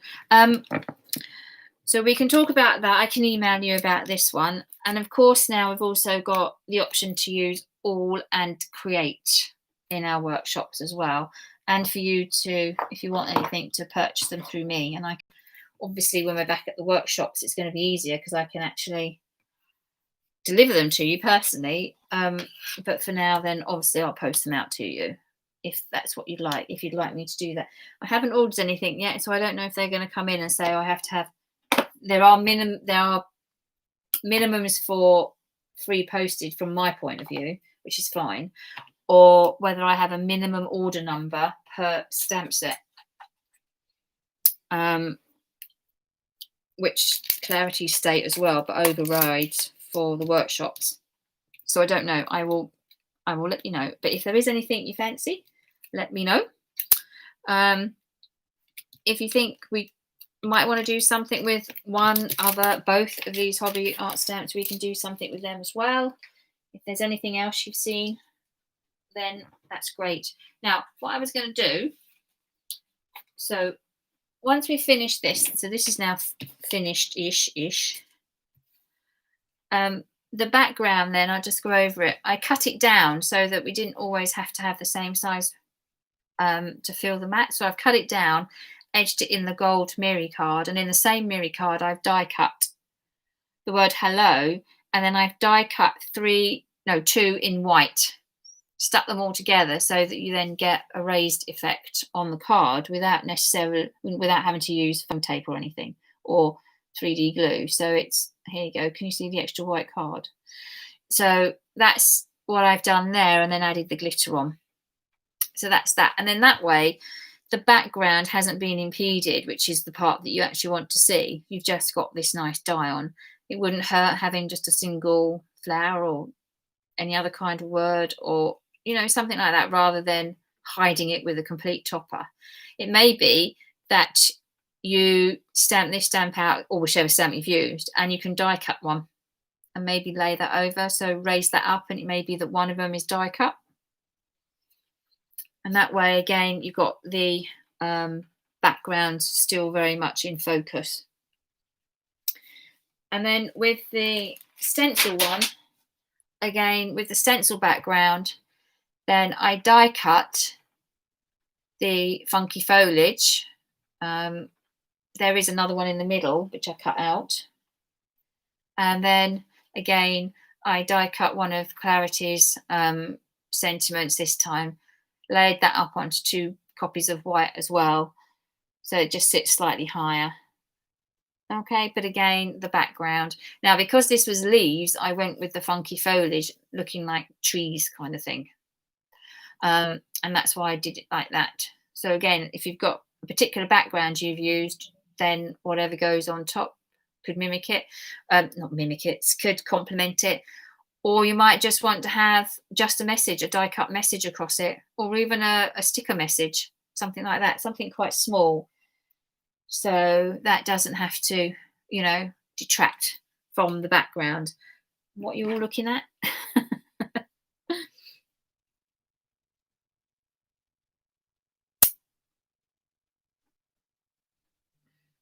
Sheila, that's lovely. Moyes is lovely. They're all very good, aren't they? Look at it. Lucinda, your leaves look great. Marvellous. So, I don't know, are there any questions? Any suggestions? Any comments for our last one of the year, which is in 2 weeks' time? I am going to still go ahead and set up Zoom so that we can see each other just before Christmas. If you want to join in, just wave and say hello. I'm not planning on doing anything particular. It's hard for me to show you and get you all watching at the same time. It's not, you have to come through the browser, or that's how we did it with my sister, so that I had my iPad showing what was on my desk, and for her to see me in full image all the time, she had to come through a browser. She didn't the first time, and it was just a little picture. When she got booted out, she came back in through the browser and she saw me all the time. So haven't quite got to the nitty-gritty of that with Zoom at the minute, but it would be nice just to say hello, I think, before Christmas. Just have a little chin wag if you want to. We won't do it for longer than 40 minutes, so that's fine. If that's something you want to come in and just share, wish everybody a Merry Christmas, that might be nice. But if you have any ideas of something you'd like to look at in 2 weeks' time, let me know. I've got some ideas certainly going into the new year. I haven't discussed this with Taunton yet, but with Dorset, we are probably not going to meet up much before Easter, which is going to be the same with Taunton. I just haven't emailed you yet because Dorset was more pressing because of the haul in January. So, which I will be cancelling. So I'll do that as soon as I've finished here. I'll drop Clementine a line and just let her know that it's unlikely we'll be back before Easter, which will be a whole year out for everybody. So I think, oh gosh, sorry. I'm just reading all your messages as well here. So it's fine, Sheila. What we've done is you're experimenting. So you're doing this with me. When you've got your own time and you can take as long as you like on anything, you always do better. And you're going to have time. You got these as a basis to work from. So you do want Zoom. Some of you are happy with the Zoom. Excellent. Glad you all enjoyed it. And again, as I said, anything comes to mind, let me know. I would write to you about, well, if you've got any anything you fancy for All and Create, or anything you fancy for hobby art, let me know and I can order them. I'm happy to ship them to you. So that we can then have different stamps to work with. You don't have to have anything, obviously. You can carry on working with what you've got. But if you see something that you fancy, let me know and I can get them for you. All right. So I'll leave it at that then. Have a lovely rest of the weekend. Enjoy the tennis, Barbara. Sorry you and Nancy haven't been able to get away. Have a lovely birthday, Barbara, next weekend.